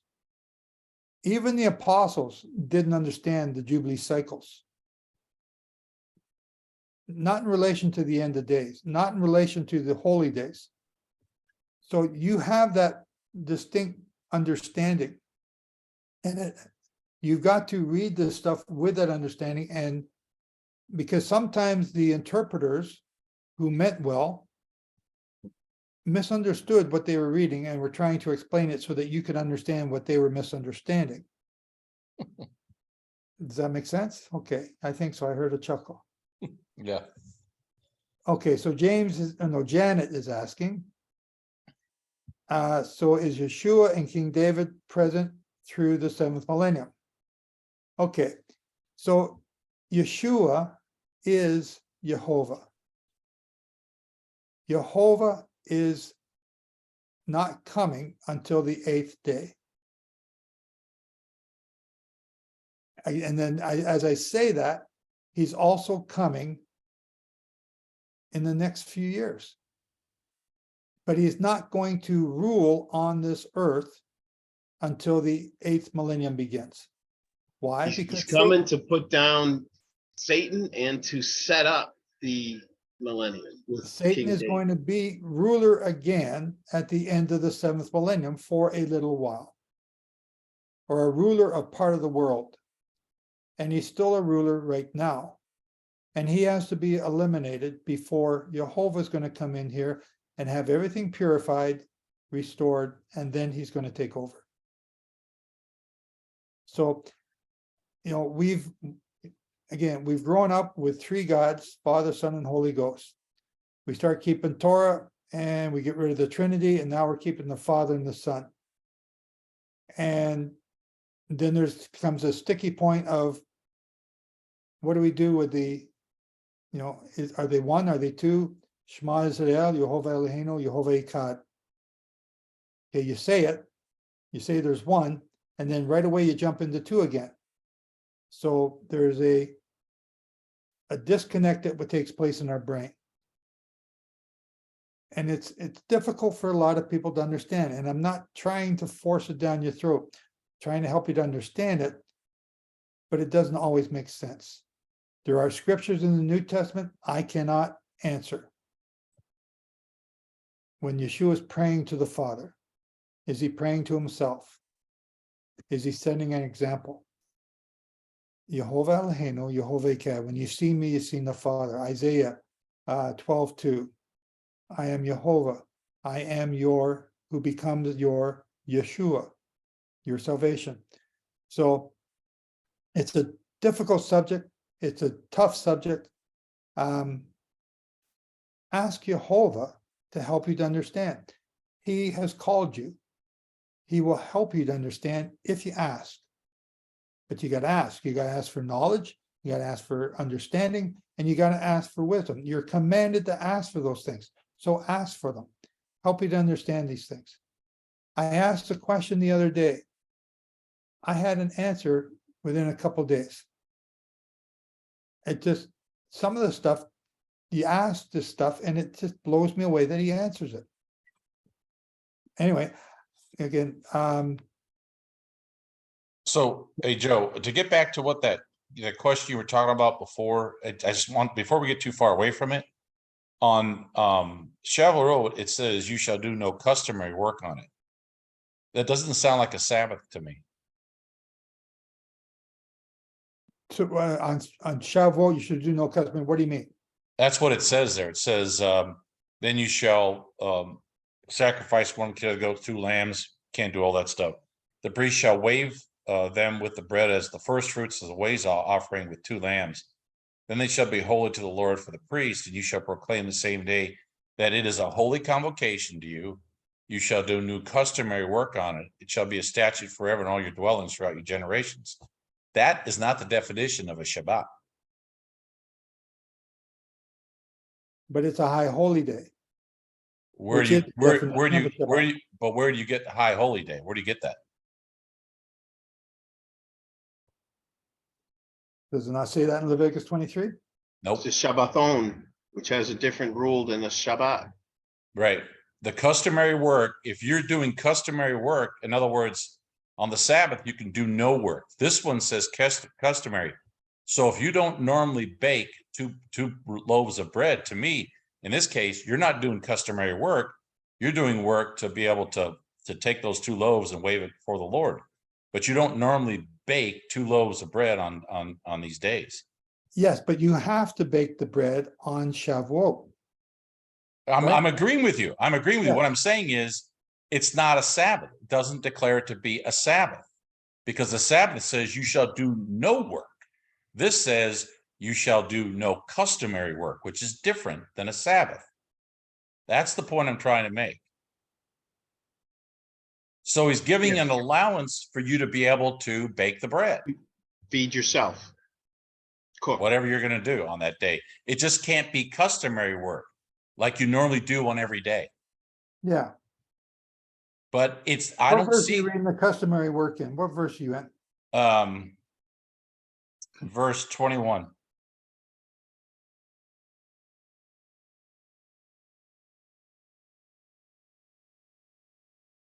And that's different from what you do on the Feast of Trumpets. The Feast of Trumpets is, he actually declares it a Sabbath rest. He doesn't say that for Shavuot. I think if it says it in Exodus, does it not? No. This is a holy day. I And agree with the times holy day. prepare for the holy day. But a holy day just means it's when you have a holy convocation is when you get together. It's a day separate from the rest of them, but it doesn't necessarily mean that it's a Shabbat. That's the point I'm trying to make. Atonement is a complete prohibition of customary work. It's just like the weekly Sabbath in its prohibitions. All the other Sabbatons or feasts are allowed cooking. So on the day, the Day of Atonement, he declares it to be a Sabbath rest.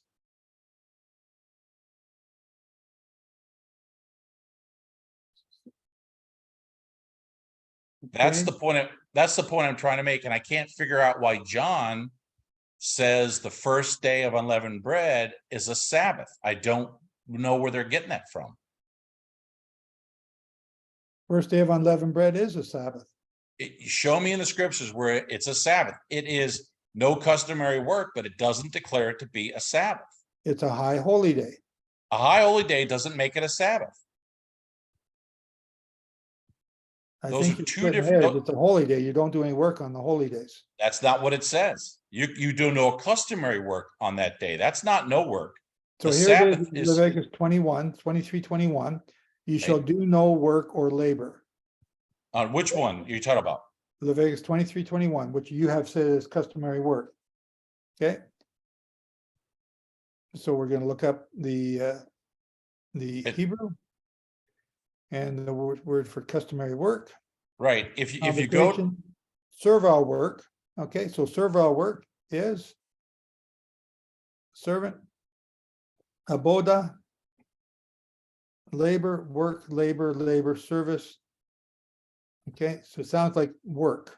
So this one right here in Leviticus 23:3, it says, you shall do no work on it. It is a Sabbath of the Lord in all your dwellings. So the Sabbath is no work.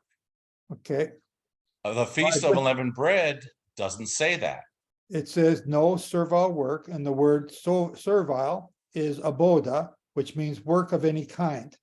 The one on verse 7 for the first day of unleavened bread is a holy convocation. You shall do no customary work on it. Okay, that's the English word. Look up the Hebrew word. Right. Okay, avodah is acts of service.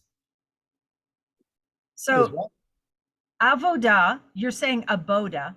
Avodah is acts of service. It's the things that you do in worship.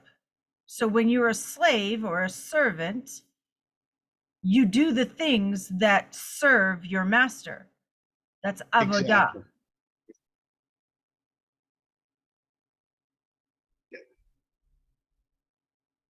So Okay. on this particular day, you're going to do whatever it takes to serve your master. You're not going to serve Hang yourself. on. You're just totally confusing everything up here, Sandra. Read the verse. It says you will do no abodah. Okay, you've got a thing in the way. I can't see it. Okay. Yeah, it can get confusing, Somber, with regards to slavery master and master the father. I think that's where it's getting a little confusing. But You one do no is paid abodah. or slave work for others, and the other is no work at all, like atonement. You don't do anything. Right. You don't even make food for yourself because you're not supposed to eat. So Yeah, you're not even supposed to put shoes on your feet that day. yeah. Okay. Well, you got to put shoes on your feet because you're going outside. That's Okay, so rabbinical. you're not supposed to work on the holy days, right? But if you're working in the service of Jehovah, that's different. It's a different type. It's okay. But here, you're not to do any servile work, abodah, not customary work. That's the English translation. The Hebrew word is abodah.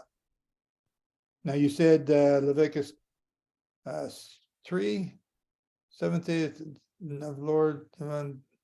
But you'll notice on the definition of Sabbath, it uses Shabbat. That's not what you see in those other days. Well, right here, verse 1. Speak, I'll put it in English here. Okay, but But hang on, just wait. But we're sevening, we're oathing ourselves on Shavuot. How could it not be a Shabbat? It's the day of our oath. There's two different meanings: atonement Speak and to the the weekly sons of Sabbath. Israel and say to them, the feasts of Jehovah, which you shall proclaim, holy convocations, these are my appointed feasts. Right.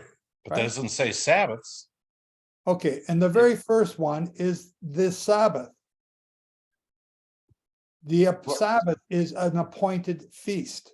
It is, I agree, but it says on the Sabbath, you do no work as compared to servile work. There's a 6 difference. days shall work be done, but on the Sabbath day is a Sabbath of rest, a holy convocation. You shall you shall not do any work. Right. So let's look up the word work here. And the other one is you shall do no Hang customary on, work. just wait. Do Okay. one at a time. All right. And do no work. The word work here is malaka. A different one than abodah. Properly deputyship, that is ministry. Generally, employment, never servile, or work abstractly as concretely, also properly as the result of labor, business, cattle, industrial. So this is the work that you do during the week. For profit or slavery. Income, right. Right. Okay. It's creative work. It's building something. It's making something of your life. It's also income too. It's you're earning your keep. Yeah. Okay. Now, but on the feast days, you do have to prepare your food. Right. However, you don't have someone else make your big old 10-course meal either, because that's working. The term holy convocation, it just means you're having a separate sanctified meeting with God. You're coming together to meet with him. That's what makes it holy. okay, so you're working on those holy convocations? If you need to work, do certain work like baking the bread, yes. Yes. Yeah, but should you be earning your income? Like, no. Are you gonna so bring that's those what we're 2 saying. wave offerings, but then go to work afterwards? Go to the That's office. that's customary work. That Right. would be customary work. So I learned it the hard way too, and I realized, and it's not always correct in some of these books, but Sabbath and Sabbaton are 2 different things, and atonement is the Sabbath. The feasts are Sabbatons. Yeah. So the They three are different. feasts, the three Sabbath days that I see that are in the feast days are the Feast of Trumpets, the Day of Atonement, I'm sorry, 4, and the first and last day of Sukkot are declared Sabbath rest. The other ones don't have that declaration on them, and that's why it sometimes is extremely confusing. Eric, Yeah, ma'am? are you saying perhaps that on the days that are Sabbaths, the Lord is going to do what you need for you, but on Yes. those other days, you are to do something Yes. for the Lord Right. on those days? That's exactly what I'm saying. I'm saying on the Day of Atonement, which we can't atone for ourselves, that's the work of the Lord. And if we've done our half or our side of the covenant by walking in the feast, he'll keep that one for us. In other words, we like you guys use Shavuot. I'm still working on that, but let the Day of Atonement, the Feast of Trumpets, the resurrection, whenever that is. So let's say it's Shavuot. That's why I lean sometimes towards the Feast of Trumpets being the resurrection, because we can't resurrect ourselves. But you guys are going on the Shavuot, the blowing the shofar. I can't argue with that. But I'm saying whenever you see a Sabbath rest in there, it's something that mankind can't do for ourselves, that we have to do our part and we enter into God's rest, and that work is done by him and him alone. That's what I'm pointing out here. See, on Shavuot, we build a chuppah. We actually Right. build a chuppah on Shavuot. We're Right. building something. We're doing something. It's commanded. Right. It's commanded. You're right. Right. And Okay, so let me just cut in here. Ladies and gentlemen, those of you listening at home, I'm going to say goodbye here now and let you sign off. But these are some of the discussions that are not part of the Torah readings that we get into, and they can go on for hours. And some of them are really good. Some of them are circular, and people have different opinions, and we wrestle them out. So Right. you're welcome to come and join us live. But for this recording, we've gone a little bit longer on this, but we had a lot of extra time. I'm going to say Shabbat Shalom. Sign up, come and join us, get the newsletter, talk about this with other people on your social media. And Randy, hit the goodbye button. Bye.